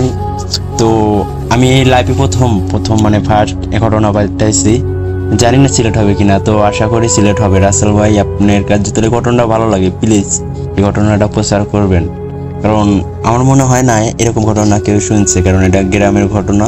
গ্রাম মানতে মানে ভূতের একটা পরিবেশ আর কি, মানে গ্রাম বলতে একটা ভূতের পরিবেশ। তো আমার পরিচয়টা দেওয়া হয় নাই। আমার জেলা সিরাজগঞ্জ, থানা বেলকুচি, ইউনিয়ন ধুকরেপাড়া, গ্রাম চরগড়পুর। কারণ এই কারণে বললাম সব কিছু ইউনিয়নের কথা অনেকে ভাবতে পারে, কারণ আমাদের ওইখানকার অনেক মানুষ শোনে, সিরাজগঞ্জ জেলার অনেক মানুষ শোনে। কেউ তারা শুনবে, কারণ তারা শুনলে পারে, তারাও হয়তো তাদের কাছে অনেক ঘটনা থাকতে পারে, তারা বলবে, সে কারণে আমার পরিচয়টা এত দিলাম। তো আমি কথা বাড়াতে চাই না, আমি আমার ঘটনায় চলে যেতে চাই। আমি আকাশ, আমরা 3 ভাই বোন। আমার বড় ভাই জব করে হলো নারায়ণগঞ্জ, আর আমার বোন সে তার স্বামী বাড়িতে থাকে, আর আমি আমার বাবা মার সাথে আমার গ্রামের বাড়িতে থাকি। তো ঘটনাটা হলো আমাকে নিজেকে নিয়েই। এই ঘটনাটার সাল হলো 2020, মানে 2020 সালে এই ঘটনাটা আর কি। এই ঘটনাটা আমার মনে রাখার মতো ঘটনা, কারণ আমি বলি যে এরকম ঘটনা যেন আর কারোর সাথে না ঘটে, কারণ এইসব যার সাথে ঘটে সেটি বোঝে যে কত বেদনাদায়ক। তো আমি এখন আমার ঘটনা চলে যাই, কারণ অনেক কথা বলে ফেলেছি, ভুল হলে মাফ করে দেন। একদিন সকালবেলা, দিনটা ছিল অনেক সুন্দর, অনেক সব অন্য দিনের ভিতরে মতোই অনেক সুন্দর দিন ছিল।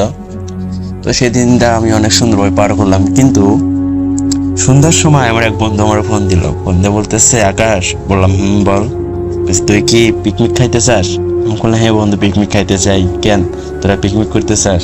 কয় হ্যাঁ, আমরা তো পিকনিক করছি। বললাম যে কখনো প্ল্যান করে চাস? তো বলে যে এই মাত্রই আমরা সবাই এক হয় সিদ্ধান্তটা নিচ্ছি যে পিকনিক মাছ খেলাইতে।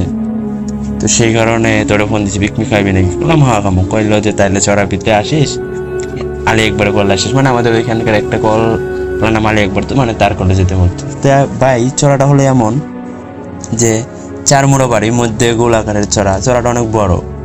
তো সেইখানে আমরা আর কি পিকনিক করি, কারণ গ্রামের মানুষ আমরা, বেশিরভাগ মানুষই আমরা চড়াপিতে পিকনিক খাই। তো সেদিনকেও সেরকম ভাবি, তো যা কথা সেই কাজ, আমরা সবাই গেলাম পিকনিক খেতে।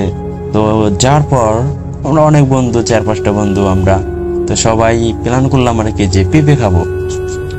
তো আমার এক বন্ধু বলতেছে চল যাই অমুকের কাছে, ওইখানে শ্মশান ঘাটের ওইখানে পেঁপে গাছ আছে, চল যাই পেঁপে বাড়ি লেস। তো আমরা সব বন্ধু এক হয়েছি, আর বন্ধুরা মানে তো আড্ডা। তো আমরা সব বন্ধু ধীরে ধীরে হেঁটে হেঁটে গেতেছি। রাতটা এত সুন্দর লাগতেছে, কারণ আকাশে জ্যোৎস্না মাখা চাঁদ রয়েছে আকাশে, তার বাদে আবহাওয়াটা অনেক সুন্দর। সেই কারণে আমরা অনেক মজা করতে করতে আমরা সব বন্ধুরা গেতেছি, ধীরে ধীরে গেতেছি। তো আমরা যখন এই গাছের ওইখানে পৌঁছাই, তখন দেখি যে যার গাছে জেগে রয়েছে। তো আমরা ওয়েট করলাম একটু, যে এত রিস্ক করার দরকার নাই, সে ঘুমায়, কারণ সে হয়তো প্রকৃতির ডাকে সাড়া দিতে বের হয়েছিল। তো সে যখন ঘরে দরজা দিল, তখন আমরা 4 বন্ধু গেলাম ওইখানে, আর এক বন্ধুরা ওইখানে রানতে দিয়েছিলাম।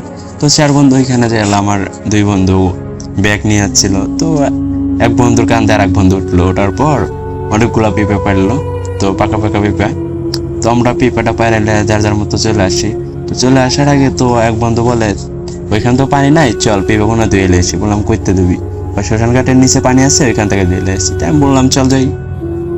তো আমরা দুই বন্ধু এখানে দাঁড় করে আমরা দুই বন্ধু গেলাম হলে পেপারটা ধুইতে। তো পেপারটা যখন ধুইতে গেলাম তখন খেয়াল করলাম যে দূরে থেকে একটা আলো দেখা যাচ্ছে। মানে আমরা ভাবছি যে কোনো মানুষ মাছ মারতেছে ওইখান থেকে, কারণ নদীর ভিতরে অনেকে মাছ মারে, লাল আলো হয় লাইটের, কত হলুদ মানে হলুদ আলো। আমরা ভাবছি মাছ মারতেছে, আচ্ছা আমাদের মতো আমরা দিয়ে আনছি।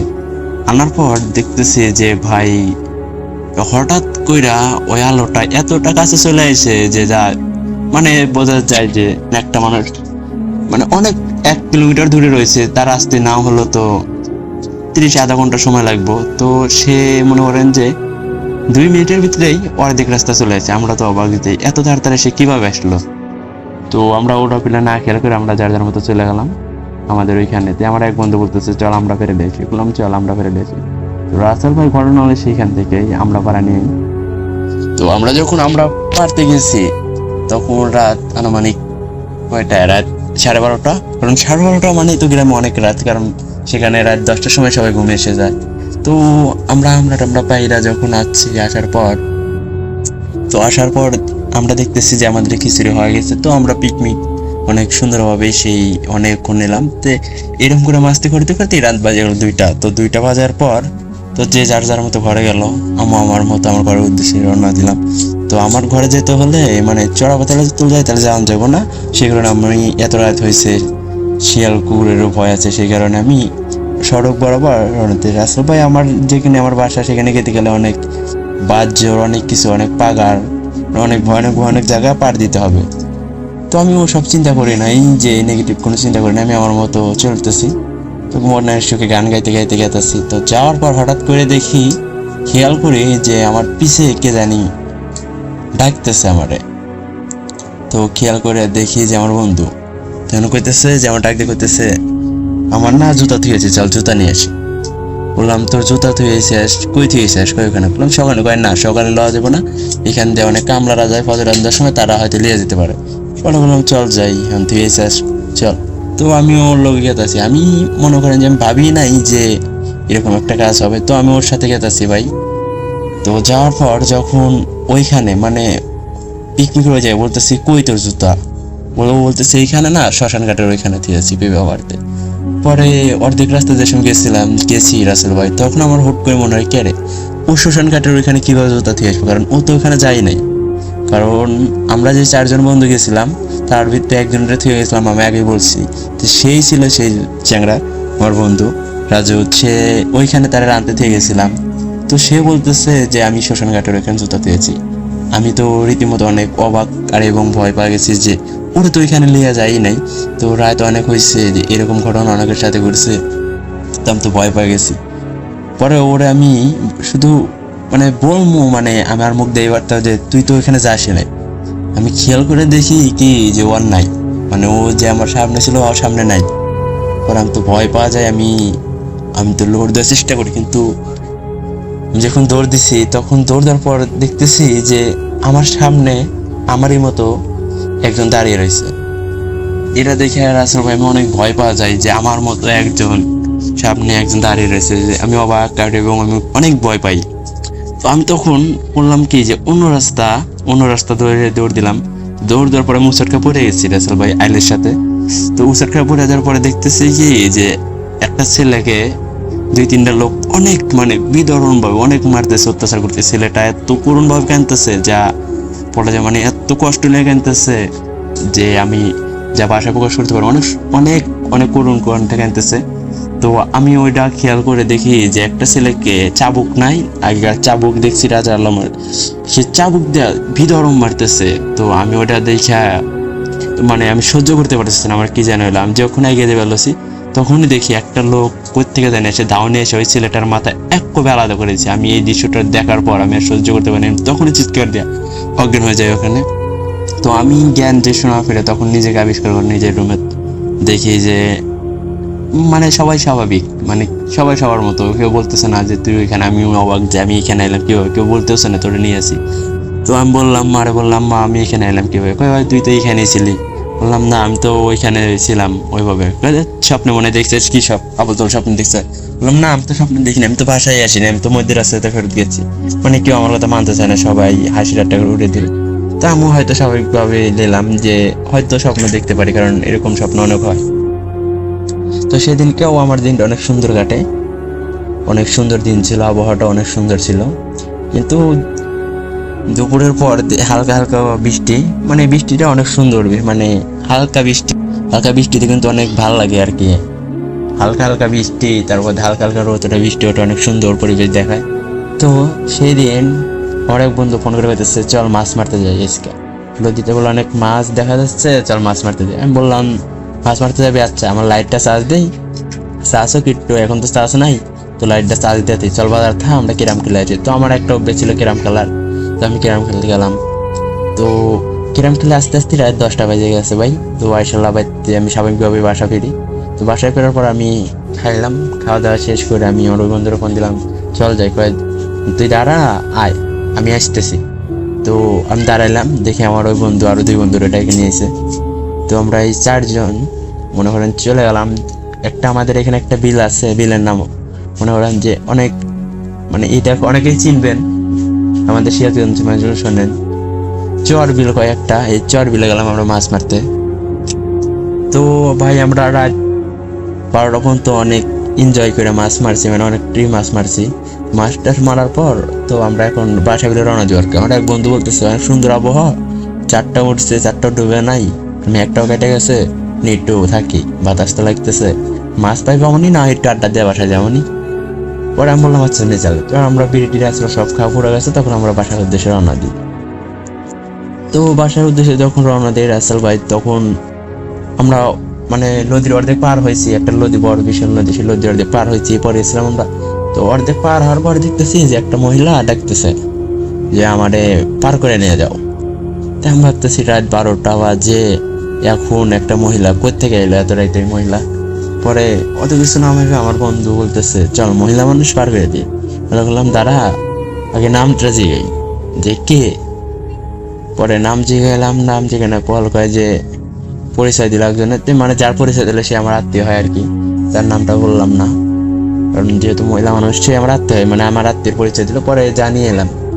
তো রাসেল ভাই যখন তারে নিয়ে মাঝ নদীতে চলে আসছে, তখন এই পিছন থেকে জানি গ্যাংরাইতেছে, মানে গ্যাংরাইতেছে আর কি জানি খাইতেছে। তখন মানে আমরা সব বন্ধু শুনতেছি যে গোংরাইতেছে, কে জানি পিছন থেকে গোংরাইতেছে আর কি জানি চিবাচ্ছে।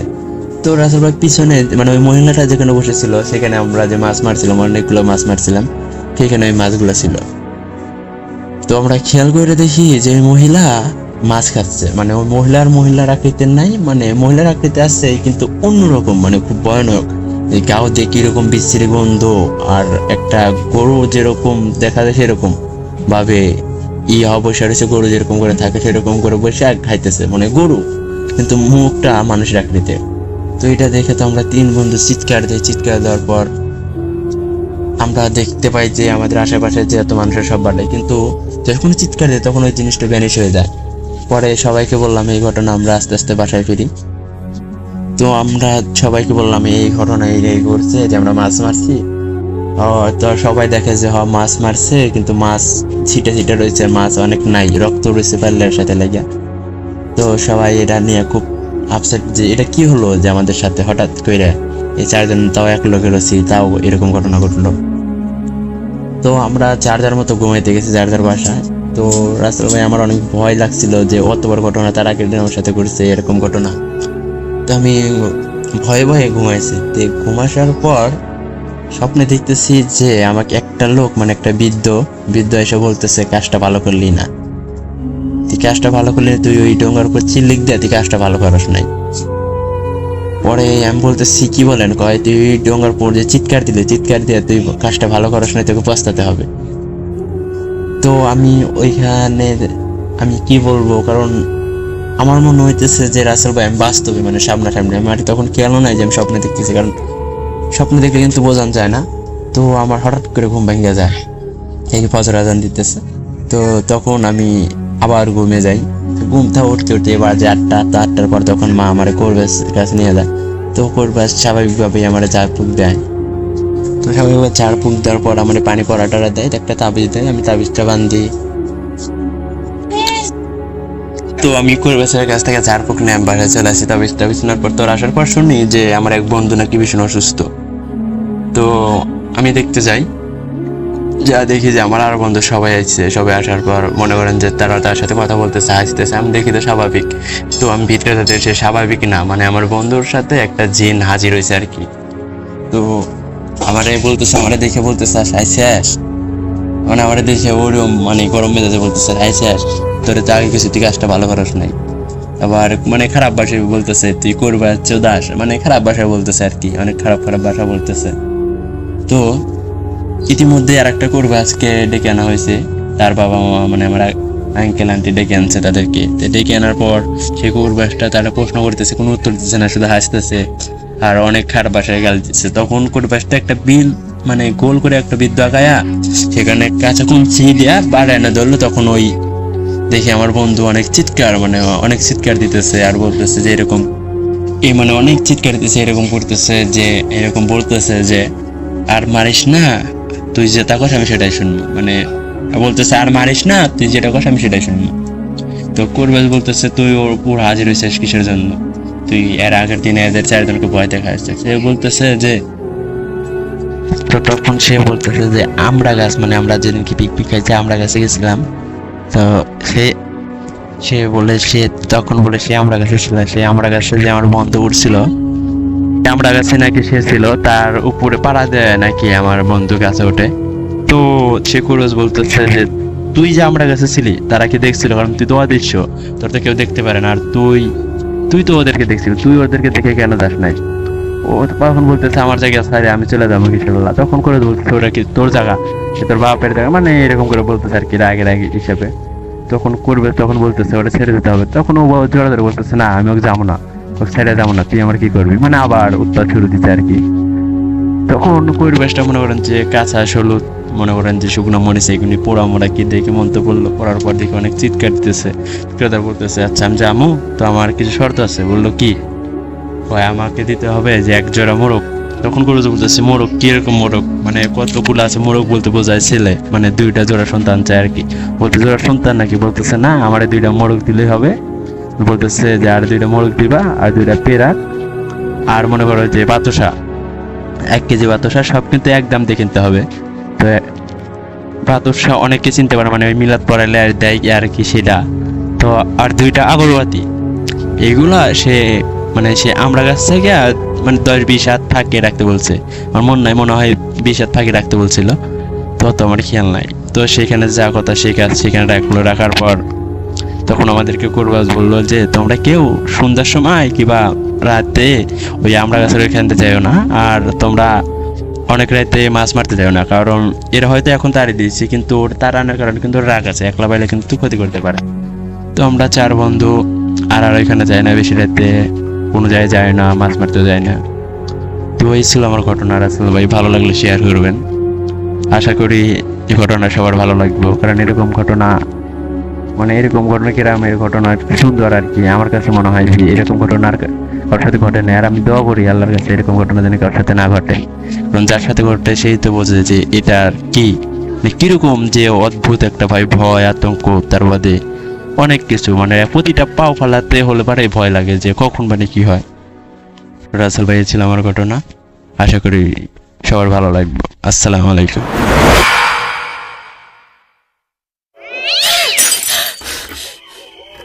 আজ আবার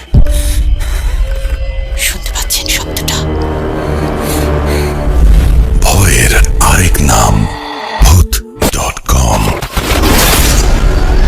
with Russell.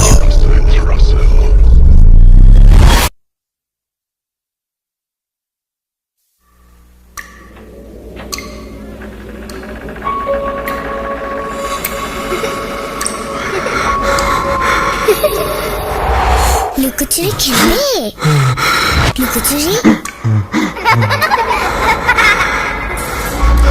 তুমি লুকাও, আমি ঠিকই তোমাকে খুঁজে পাবো।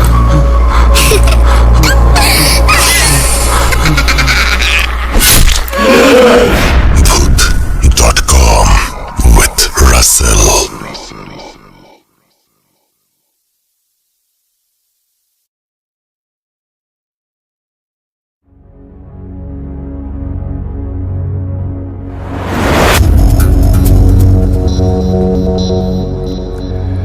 Welcome back. আশা করছি আপনারা এখনও আছেন আমাদের সাথে। আর যদি থাকেন তাহলে আমরাও থাকবো এবং আমরাও আপনাদের ঘটনা শোনাবো, সে বিষয়ে কোনো সন্দেহ নেই। আর যে মারুফ আমাদের ঘটনা পাঠিয়েছেন একটা অবশ্যই একটা অডিও ক্লিপ, এটি সেই অডিও ক্লিপটিতে আমরা চলে যাচ্ছি। আমাদের ঘড়িতে সময় রাত 1:13। আমি রাস্তার আছি সাথে এবং আশা করছি আপনারা পুরোটা সময় আমাদের সঙ্গে থাকবেন। আর আমরা দেরি না করে ঘটনায় চলে যাই।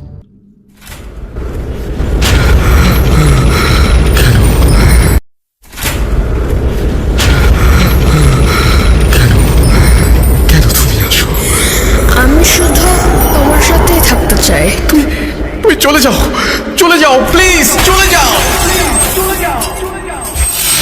Booth.com with Russell.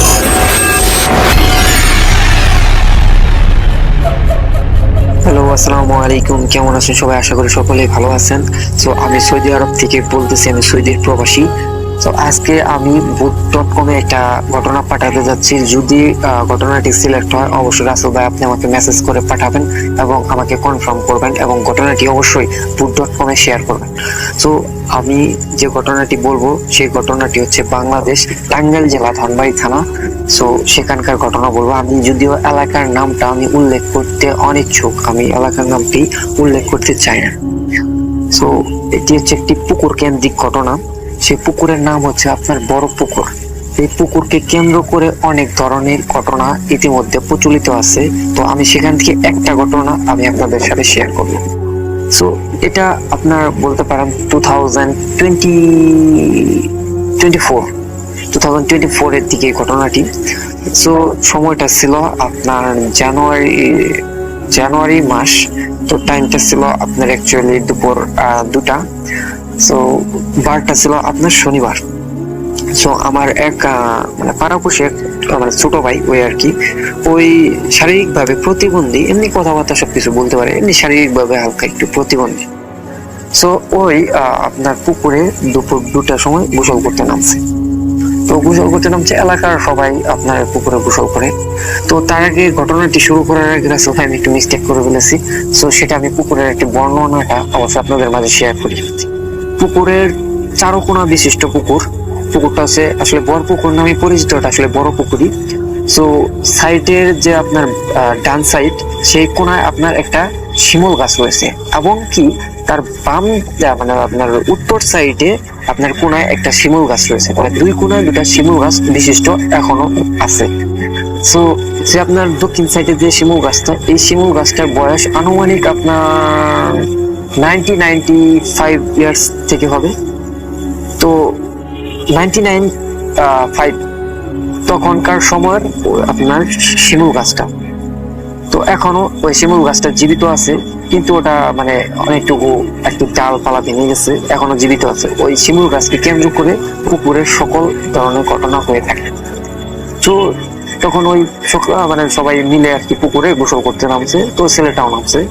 তো ওর সাথে যারা যারা ছিল আর আশেপাশে কাকাতো ভাই যারা ছিল 4-5 জন, তো 4 জন গোসল করে অলরেডি উঠে পড়ছে। তো ও বলতেছে যে আমি উঠবো, আমার একটু সময় লাগবে, আমি 5-10 মিনিট পরে উঠতেছি। তো ওই গোসল করতেছে, তো ডুব দিতেছে আবার উঠতেছে, ডুব দিতেছে উঠতেছে এরকম। সো সবাই তো মনে করছে হয়তো বা গোসল করে উঠে চলে গেছে। কিন্তু এটা 1-2 ঘন্টা হওয়ার পরে আর আম্মু খোঁজ করছে, ওই ছেলেটার আম্মু ওই ছেলেকে খোঁজ করছে যে ওই কোথায় আছে। তো আশেপাশে যারা ওর সাথে পুকুরে নাম ছিল তাদের বাড়িতে বলছে যে ছেলেটার নাম হচ্ছে আবার আলামিন। তো বলছে যে আলামিন কি পুকুর থেকে উঠছে নাকি পুকুরে আছে? তো সবাই বলছে যে না, আলামিন তো গোসল করে আমাদের সাথে চলে আসছে। সো আমরা তো এটাই জানি, কিন্তু আলামিন উঠছে কিনা আমরা ওরকম তো ওইভাবে খেয়াল করি নাই। তো এটা আবার বলছে যে আলামিন তো গোসল করে চলে আসছে। ওরা মনে করছে যে আবার আলামিন ওদের সাথে গোসল করে চলে আসছে, এটা ওদের ধারণা। সো আলামিন তো গোসল করে চলে আসে নাই। তো এটা মানে খোঁজাখুঁজি পর পুকুরে গেছে। পুকুরে যাওয়ার পরে দেখতে পারে যে না, কোনো কিছু একটু দেখা যায় না। পরে এটা আবার 3-4-5 ঘন্টা খুব বাড়িতে তো কান্নাকাটি যে ছেলেটা গেল খুব, মানে পুকুরে গোসল করতে গেছে, সবাই বলে যে বাড়িতে চলে আসতো। বাড়িতে যদি চলে আসতো তাহলে তো আমরা দেখতাম বা জানতাম, তাই না? তো সবাই বলছে বাড়িতে চলে আসে, কিন্তু ওই ছেলেটা তখনও বাড়িতে কিন্তু জানে। তো আবার 4-5 ঘন্টার পরে যা দেখে যে না কোনো কিছু দেখে না। তো লাস্টের সেগমেন্টে যখন গেছে, যাওয়ার পরে তখন দেখে যে পুকুরে জানি কি একটা ভাসতেছে, একটা জিনিস ভাসতেছে ভাসমান অবস্থায়। তো একজনে দেখার পরে বলতেছে ওই যে যেন কি ভাসতেছে। পরে এলাকার লোক সবাই মানে এক জায়গায় সমবেত হয়েছে, তো দেখতেছে কি যেন ভাসতেছে। পরে একজনের বয়স নামছে, সামনে নামে যখন ওটা দিছে, দেখে যে মানে লাশের মতন দেখা যায় মানুষ। পরে ওইটা সাথে সাথে 3-4 জনের নাইমে পুকুরে নেমে ওটা উপরে উঠে যায়, উঠে দেখে আলামি। তারাও তো আগে তো মারা গেছে, নিলে রাজু তো আগে মারা গেছে। মারা যাওয়ার পর বাড়িতে নিয়ে এসে পরে আর কি সবাই কান্নাকাটি নিয়ে ব্যস্ত। তো মানে ঘটনাটা এমন ভাবে ঘটা হয়েছে, আবার ঘাটটাও ছিল আপনার পাকা। তো ওখানে যে একটা আপনার বলে থাকে চিনবুট চাই বললাম, ওটা এখানে থাকে। তো ওরা ধারণা, আমাদের সকলের ধারণা যে ওটা পানিতে ডুবিয়ে আর কি পানি খেয়ে তারপর ওটা মেরে ফেলেছে। তো এই ছিল একটা ঘটনা। আমি ছোট ছোট করে আর কি ঘটনাগুলো বলতেছি। আরেকটি ঘটনা আমি বলি, আমার পার্শ্ববর্তী এলাকায় আর কি আমার এক ভাই সম্পর্কে ভাই লাগে। তো উনি কলেজে লেখাপড়া করতেন, আমার বড় ভাইয়ের সাথে একই ক্লাসমেট ছিলেন, পড়াশোনা করতেন। তো ওনারা ওই পুকুরে আর কি ওই বড় পুকুরে ওনারা গোসল করতে যাইতেন। মানে দুপুর টাইম হলে কলেজ থেকে এসে ওখানে গোসল করতে যাইতেন, সবাই মিলা 4-5 জন 6 জন মিলে গোসল করতে যাইতেন। সো আর যে কাকাতো ভাই যারা আছে 4-5 জন মিলে পুকুরে গোসল করতে যেতেন। আর ওই পুকুরে সবাই গোসল করতো, ছেলে মেয়ে উভয়, মানে সবাই পুকুরে গোসল করতো। সো তারা ওই গোসল করতে গিয়েছে। তো গোসল করার পরে ওরা বলতেছে আমরা আজকে ঝাঁপ দিব পুকুরে। কেরা দূর দিয়ে কেরা কত দূরে ঝাঁপ দিতে পারে। মানে এলাকায় কিন্তু আসলে দেখা যাচ্ছে আপনার 1 জন 2 জন 3 জন 4 জন যদি থাকে, অবশ্যই কিন্তু পুকুরে গেলে কিন্তু একটু ঝাপাঝাপি বা আনন্দ ফুর্তি কিন্তু পুকুরে নেবে, অবশ্যই সুইমিং করে বা এরকম কিছু করে কিন্তু সবাই। সো ওরা বলতেছে আচ্ছা ঠিক আছে, তাহলে আমরা ঝাপাঝাপি ঝাঁপ দিব। পরে ওরা বলছে আচ্ছা ছেলেটার নাম আবার রিপন। ওরা যে রিপন, তাহলে তুমি প্রথম ঝাঁপ দাও। সো রিপন ভাই উনি প্রথম মানে ঝাঁপ দিছে। মানে ঝাঁপ দেওয়ার পরে তো উনি যে উঠে আসবে, ওনার পা মানে কি টাইনে রয়েছে, উনি গেলে নিচের দিকে যেতেছে, মানে টাইনে নিয়ে যেতেছে। আরো যে আশেপাশে যারা গোসল করতেছে তারা ওই মানে ঘটনাটা লক্ষ্য করছে। লক্ষ্য করার সাথে সাথে ওনারে টান দিয়ে ধরছে। টান দিয়ে ধরার পরে সাথে সাথে এলাকার লোক যারা ছিল আশেপাশে যারা পুকুরে গোসল করতেছে বা যাইতেছে, তারা সাথে সাথে ওনাকে টান দিয়ে উপরের দিকে আনার চেষ্টা করছে। তো উপরের দিকে যে আনতে সক্ষম হয়েছে। আনার পরে উনি তো মানে অজ্ঞান অবস্থায়, পরে ওনাকে সাথে সাথে বাড়িতে নিয়ে গেছে। বাড়িতে সবাই জানাজানি হয়ে গেছে যে এরকম ঘটনা ঘটছে। সাথে সাথে হসপিটালে নিয়ে যাওয়া হয়েছে, সাথে সাথে কবিরাজ ফোন করা হয়েছে। তো তারা বিষয়টা দেখে বলছে যে ওনার এক পাও অচল হয়ে গেছে। ওনাকে যে যিনি ধরেছিল বা যে ধরেছিল ওনার এক পাও অচল করে দিয়েছে। পরে ওইখান থেকে উনি এখনো প্রতিবন্ধী। উনি ঠিকভাবে মানে উনি স্বাভাবিক মানুষ ছিলেন, কিন্তু এখান থেকে প্রতিবন্ধী হয়েছে, এক পা অচল। উনি মানে হয়তো বা ওই লাঠি ভর করে হাঁটতে হয়, এখনো পর্যন্ত উনি প্রতিবন্ধী। ওনার শরীর হাত পা এখনো পর্যন্ত কাঁপে। ওনার এক সাইড প্যারালাইজ হয়ে গেছে। উনি একবারে এক সাইড অবশ হয়ে গেছে। তো এই হচ্ছে আপনার ঘটনা। আরো ওই এলাকার পুকুরকে কেন্দ্র করে আরো বিভিন্ন ধরনের ঘটনা আছে। এই মুহূর্তে ঘটনাগুলো আসলে আপনার সাথে শেয়ার করতে পারলাম না, হয়তো বা 8 মিনিট হয়েছে ঘটনাটি।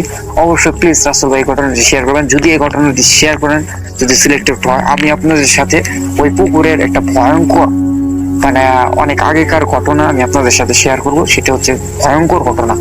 ওই পুকুরকে কেন্দ্র করে আপনার বিভিন্ন ধরনের ঘটনা আছে। এবং ওই পুকুরের এক সময় ওটা পুকুর ছিল না, এক সময় একটা কামার বাড়ি ছিল এবং ওইখানে চিটাঘাট ছিল।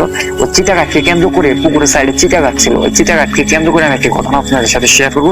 যদি এই ঘটনাটি আপনারা যদি সিলেক্ট করেন বা আপনারা যদি আপনাদের সিলেক্ট করে আপনাদের স্টুডিওতে ঘটনাটি লাইভ শোনান, তাহলে আমি বললাম রাসেল ভাই আপনাকে আমি শ্মশানের ঘটনা আপনাকে বলবো।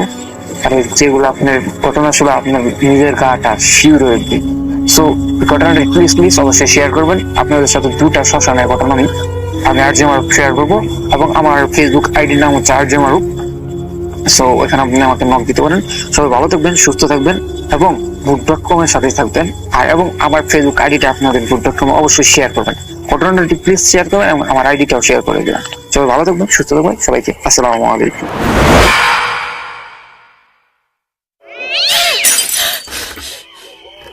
আজ আবার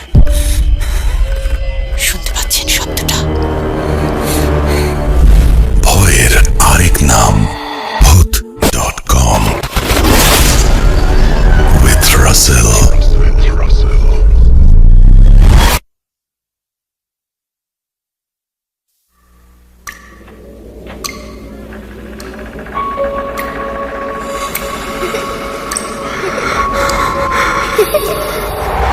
লুকোচুরি খেলবে? লুকোচুরি তুমি লুকাও, আমি ঠিকই তোমাকে খুঁজে পাবো।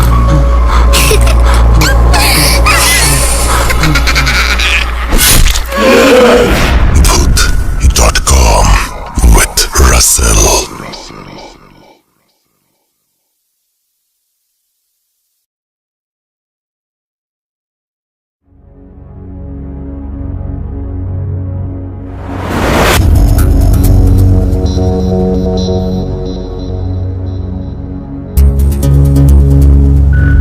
ঘড়িতে সময় রাত 1:25 আমি রাস্তায় আছি সাথে, এবং এই মুহূর্তে আমার কাছে বেশ কিছু ঘটনা আপনার শুনলাম এবং শেষ ঘটনায় চলে এসেছি আমরা। মানে প্রতিদিনই এরকম মুহূর্তে আমার মনে হয় বিদায় নিতে হবে। জানি না আপনারা বিরক্ত হয়েছেন নাকি ভালো লেগেছে। আরজিএফ মারুফের ঘটনা শুনছিলাম, এখন শুনবো ফয়সালের একটি অডিও ক্লিপ। আশা করছি আপনাদের ভালো লাগবে। আমরা 4টা কিন্তু আপনাদেরকে পরপর 4টা কিন্তু আমরা ক্লিপ শুনিয়েছিলাম, সরি ক্লিপ বলছি, পরপর 4টা কিন্তু আমরা ইমেল শুনেছিলাম, এখন একটু অডিও ক্লিপ শোনাচ্ছি। আজকে এটাই লাস্ট, সো আমাদের সাথে থাকবেন প্লিজ, ছেড়ে যাবেন না। চলুন শুনে আসি।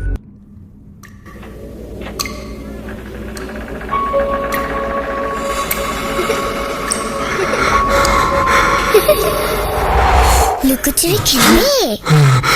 লুকোচুরি তুমি লুকাও, আমি ঠিকই তোমাকে খুঁজে পাবো।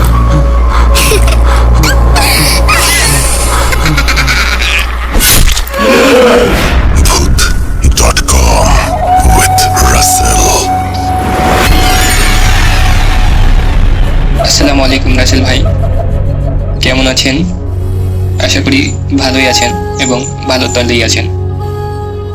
আমি মোহাম্মদ ফয়সাল বলছি চাঁপাইনবাবগঞ্জ জেলার রহনপুর পৌরসভার উদয়নগর ভূতপুকুর গ্রাম থেকে। আমি ভূত.com-এর একজন নিয়মিত শ্রোতা, অনেকদিন থেকেই আছি ভূত.com-এর সাথে। আমাদের এলাকায় আসলে ভূত.com তেমন প্রসার নাই, তবে আমরা যে কয়জন আছি, আমার ফ্রেন্ড সহ আরো কয়েকজন, তারা সবাই আন্তরিকতার সঙ্গেই আছি। সেই আন্তরিকতা থেকে আছি আসলে ঘটনাটা বলছি। আমি অনেকদিন থেকেই ভাবছিলাম ঘটনাটা পাঠাবো, কিন্তু সাহস বা যাই হোক কোনো কারণে হয়ে ওঠেনি। তো যাই হোক, কথা না বাড়িয়ে ঘটনায় চলে যাই। আমি আর একটা বিষয় ক্লিয়ার করতে চাই, তা হলো ভূত.com এটি আমার প্রথম ঘটনা। তো আমার রেকর্ড করতে এবং কথা বলায় কিছু সমস্যা হতে পারে, তো সেটা রাসেল ভাইকে অনুরোধ করব ক্ষমা সুন্দর দৃষ্টিতে দেখার জন্য। মূলত ঘটনাটা ঘটেছিল আমার এক অতি কাছের ফ্রেন্ডের সাথে।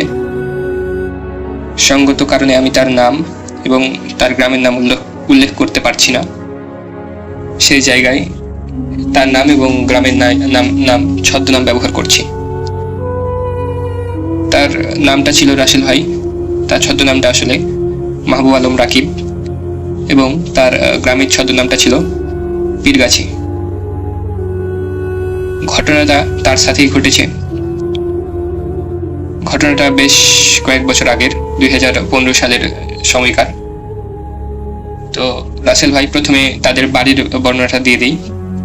তাদের বাড়িটি ছিল রাসেল ভাই হচ্ছে যে আপনার চারিদিকে বিল, মধ্যখানে হচ্ছে তাদের বাসা। ধরেন যে চারিদিকে ক্ষেত, ধানের ক্ষেত এরকম, এবং মধ্যখানে তাদের বাসাটা ছিল রাসেল ভাই। তো তাদের বাসা থেকে আরেক বাসার দূরত্ব যেটা, সেটা হচ্ছে যে আপনার 100 বা 150 মিটার এরকম দূরত্বে আরেকটি বাসা পড়তো। তো যাই হোক, রাসেল ভাই তাদের গ্রামে একটা মসজিদ ছিল, সেইখানে জুম্মা মসজিদ, আসলে জুম্মার নামাজ সহ সব নামাজই পড়ানো হতো, একটাই মসজিদ ছিল। তো যাই হোক, আমার ফ্রেন্ডের পরিবার হচ্ছে যে পরেজগার ফ্যামিলি, আসলে ইসলামিক পরিবার, তো তাদের নামাজের 5 ওয়াক্ত নামাজের অভ্যাস ছিল। আমার ফ্রেন্ডও সেই মোতাবেক 5 ওয়াক্ত নামাজ পড়তো। তবে আরেকটা বিষয় এখানে, সে সময় মোবাইল এবং আজ এখনকার মতো সেরকম মোবাইল এবং ঘড়ির প্রসার কিন্তু ছিল না রাসেল ভাই, আপনারা জানেন। তাদেরকে আইডিয়ার উপর ভিত্তি করে নামাজে যেতে হতো। ধরেন এখন নামাজে যেতে হবে, তারা ঘড়ি না দেখে আসলে বুঝতে পারতো যে এখন নামাজে যেতে হবে। তো এভাবেই চলছিল আর কি। তো আমার বন্ধু, ঘটনাটা ঘটেছে আসলে ফজরের নামাজের সময়। আমার বন্ধু ঘুমিয়ে আছে, তার কাছে কোনো ফোন কিংবা ঘড়ি ছিল না। তো তার ঘুম কিন্তু আসলে প্রতিদিন একই সময়ে, মাঝরাতে একই সময়ে, মানে আপনার যখন ফজরের নামাজের টাইম আসতো আসলে তখন কিন্তু ঘুম ভেঙে যেত। কি হয়েছে, যেদিন ঘটনাটা ঘটে আর কি, সেদিন তার ঘুম ভেঙে গেছে। সে ভাবছে হয়তো এখনই হয়তো নামাজের টাইম হয়ে গেছে, তাই ঘুম ভেঙে গেল। তো সে কি করেছে, অজু করার পরে সে নামাজের উদ্দেশ্যে বাড়ি থেকে বেরিয়েছে। বলে রাখা ভালো, তার বাবা সেদিন বাসায় ছিল না, ব্যবসায়িক কাজে আসলে বাইরে গিয়েছিল। তো রাসেল ভাই, আমার ফ্রেন্ড, নামাজের জন্য বেরিয়েছে। এমন সময় সে একটা কথা বলে রাখা ভালো যে সে একটা টর্চ নিয়ে বাড়ি থেকে বের হয়েছে। তো সে মসজিদে যাওয়ার পথে আসলে একটা অশ্বত্থ গাছ পড়ে। তো সেই গাছের পাশ দিয়ে আসলে যেতে হয় মসজিদে নামাজের জন্য। তো সে যাওয়ার সময় তেমন কিছু খেয়াল না করেই মসজিদে পৌঁছায় এবং মসজিদে গিয়ে দেখে যে মসজিদে মানে তালা বন্ধ করা আছে। সে মসজিদের আসলে রাসেল ভাই কি, যে মসজিদে কিন্তু একটা ঘড়ি থাকেই ধরেন এরকম। তো সে জানলা দিয়ে ঘড়ির দিকে তাকায়, যে দেখে যে এখন তো 2:30 বাজছে। তখন সে বুঝতে পারে আসলে ফজরের নামাজের সময় হয়নি, সে ভুল করে উঠে নামাজের জন্য চলে আসছে। তো এমন অবস্থায় সে বাড়ি আসার জন্য ব্যাক করলো। তো তার টর্চটা কিন্তু ভাই জ্বলছিল। সে বাড়ি আসছে, এমন সময় সে দেখলো আস্তে আস্তেই সেই অশ্বত্থ গাছটা কিন্তু আবার তার পথে পড়ে। তো সেখানে আসতেই সে তার কানের কাছে একটা ফিসফিসানি একটা আওয়াজ সে শুনতে পেল, কেউ তাকে তার নাম ধরে ডাকছে। তো সে ভাবলো তার মনের ভুল বা অন্য কিছু, যাই হোক, সে হাঁটতে লাগলো। তো সে যখন সেই অশ্বত্থ গাছের নিচে গেল, তখন সে কিন্তু কোনো প্যারানর্মাল কিছু খেয়াল করেনি। তো সে হাঁটছে, এমন সময় তার টর্চটা গিয়ে পড়লো একজোড়া নূপুর পরিহিত পায়ের দিকে। তো সে ভাবলো, আরে এত রাতে কে এখানে নূপুর পরে হাঁটছে। সে কৌতূহলবশত লাইটটা উঁচু করতেই যা দেখলো তাতে তার আর ঠিক থাকার কথা ছিল না। তবু যাই হোক, সে সুস্থভাবে বাড়ি ফিরেছিল। তো সে দেখলো যে শুধু ওই নূপুর পরিহিত পা জোড়াই সেই গাছের তলে বা গাছের নিচে আর কি, মানে হাঁটছে আর কি, পায়চারি করছে এরকম। তো সেটা দেখার পরে সে অত্যন্ত ভয় পায় এবং কোনো কিছু না ভেবে টর্চটা ফেলে দিয়ে সে সেখান থেকে দৌড়ায়। তো দৌড়াতে গিয়ে রাসেল ভাই, সে পিছন থেকে অনেক আওয়াজ এবং হাসির শব্দ শুনতে পায়।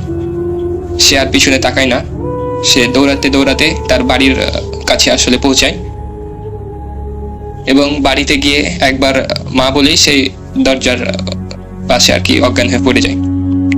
তো পরবর্তীতে তার ঘুম ভাঙলে সে নিজেকে তার ঘরে বিছানা আবিষ্কার করে এবং তার পাশে তার মা, তার বাবা, পরের দিন তার বাবা খবর পেয়ে চলে আসছিল আর কি, তার বোন, সবাই তার পাশে বসে আছে এবং তাকে জিজ্ঞেস করছে যে কি হয়েছিল, তুই ওরকম করে আসলি নামাজ শেষ করে, না এত রাতে বের হয়েছিলি কেন, নামাজ তো দেরি ছিল, তো কি হয়েছিল বল।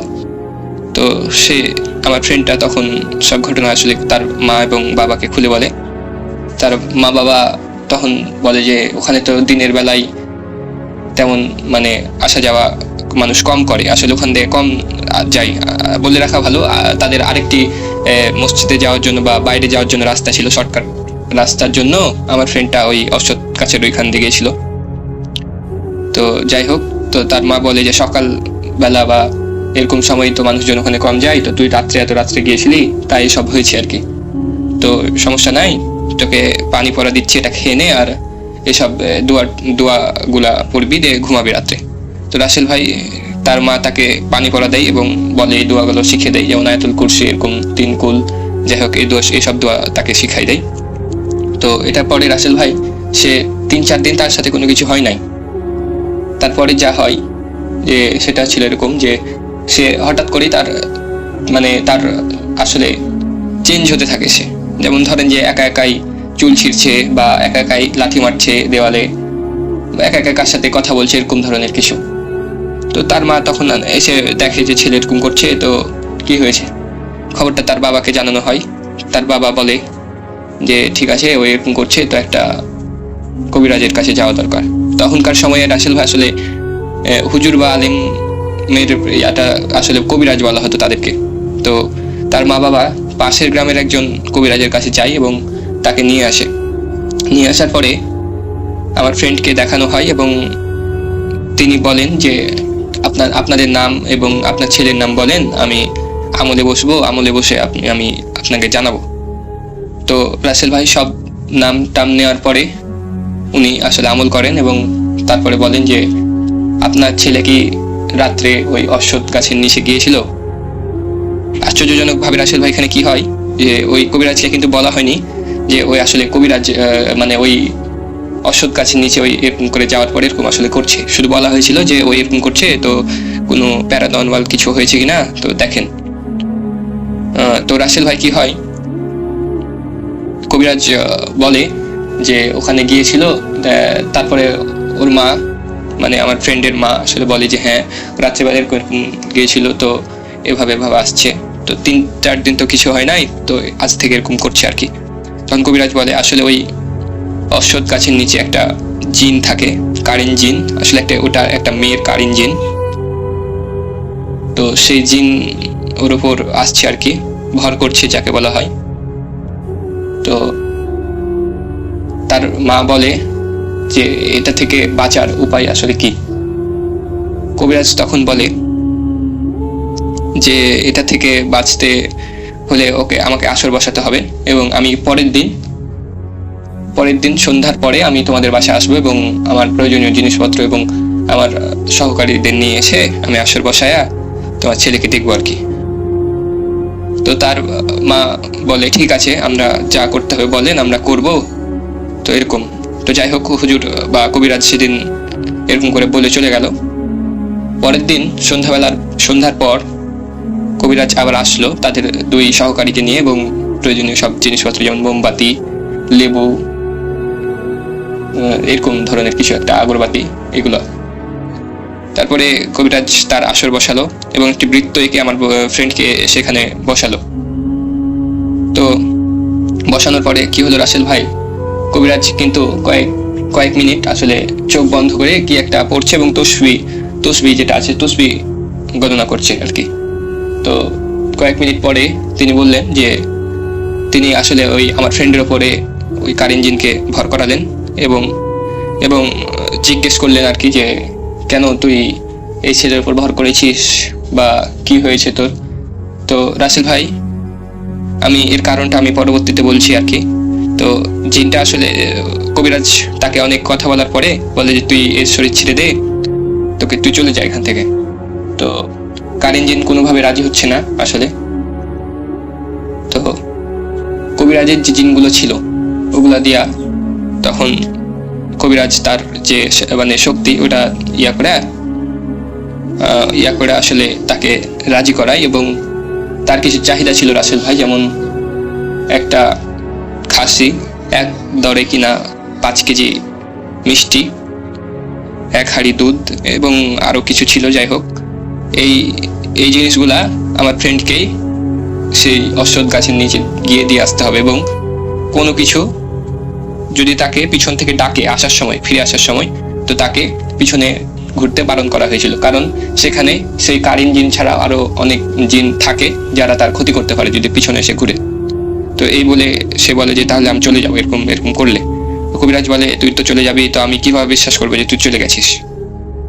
তখন সেই কারিন জিন, আমার বন্ধু শরীরে থাকা কারিন জিন বলে যে তোর আমার বন্ধু যখন সেখানে ওই যেসব উপকরণগুলো সে চেয়েছে ওগুলা যখন দিয়ে আসবে, তখন তোদের ঘরের সামনে বা মেন দরজা, যেটা ভাই মেন দরজায় একটা সিঁদুর ভরা থালা রাখবি।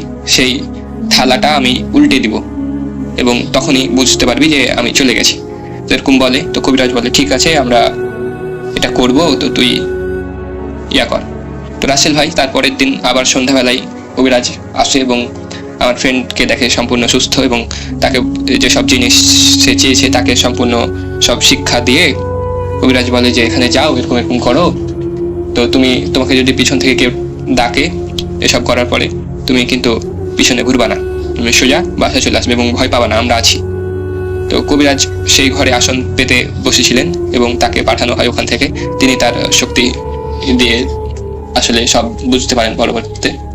তো যাই হোক, রাসেল ভাই সে কাজটি সম্পূর্ণ করে আমার ফ্রেন্ডটি।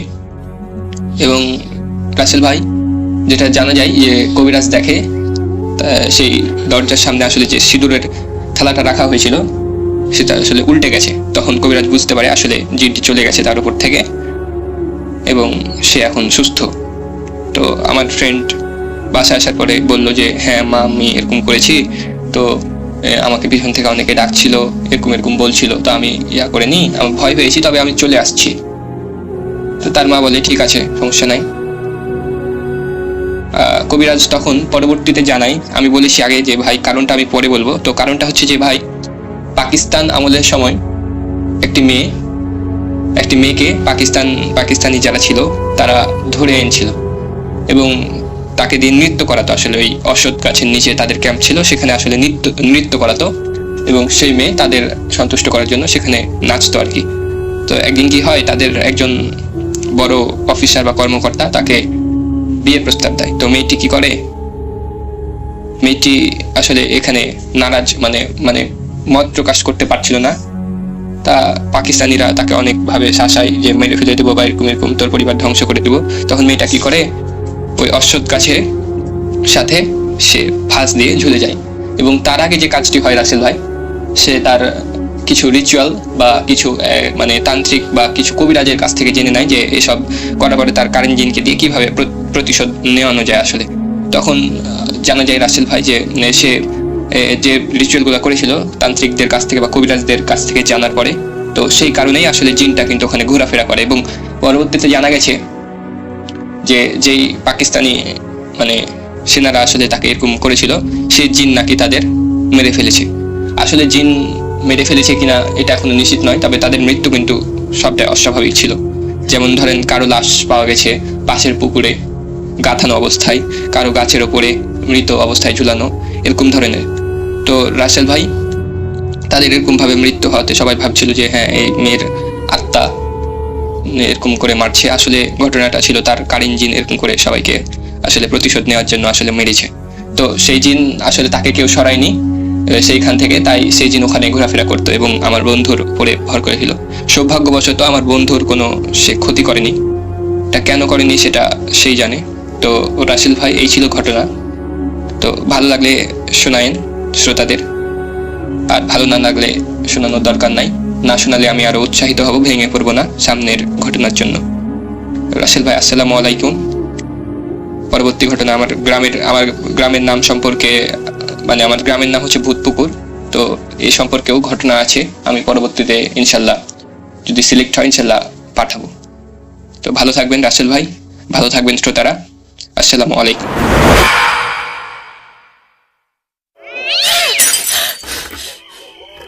আজ আবার শুনতে পাচ্ছেন শব্দটা? ভয়ের আরেক নাম ভূত.com with Russell.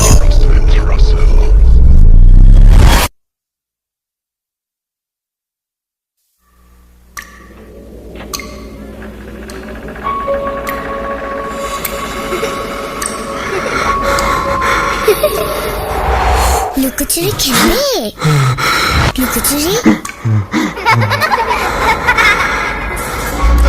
তুমি লুকাও, আমি ঠিকই তোমাকে খুঁজে পাবো।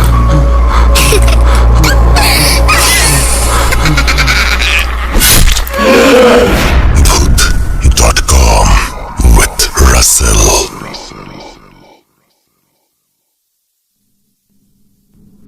Hello and welcome. আপনাদের সবাইকে আরও একবার ধন্যবাদ জানাচ্ছি এতক্ষণ পর্যন্ত আমাদের সঙ্গে থাকার জন্য। আর এই মুহূর্তে জানিয়ে দিই, আমাদের আজকের যে এপিসোডটি আপনারা এতক্ষণ শুনছিলেন, সেই এপিসোডটি শেষ প্রান্তে আমরা, অর্থাৎ শেষ হয়ে গেল আমাদের আজকের এপিসোড। ঘড়িতে সময় রাত 1:46। আপনাদের সবাইকে অসংখ্য ধন্যবাদ আমাদের সঙ্গে থাকার জন্য, আমাদেরকে এই ভালোবাসা জানাবার জন্য। আবারও কথা হবে আগামীতে। সেই পর্যন্ত সবাই ভালো থাকুন, সুস্থ থাকুন, মোস্ট ইম্পর্টেন্টলি ভূত.com-এর সাথে থাকুন। আল্লাহ হাফেজ।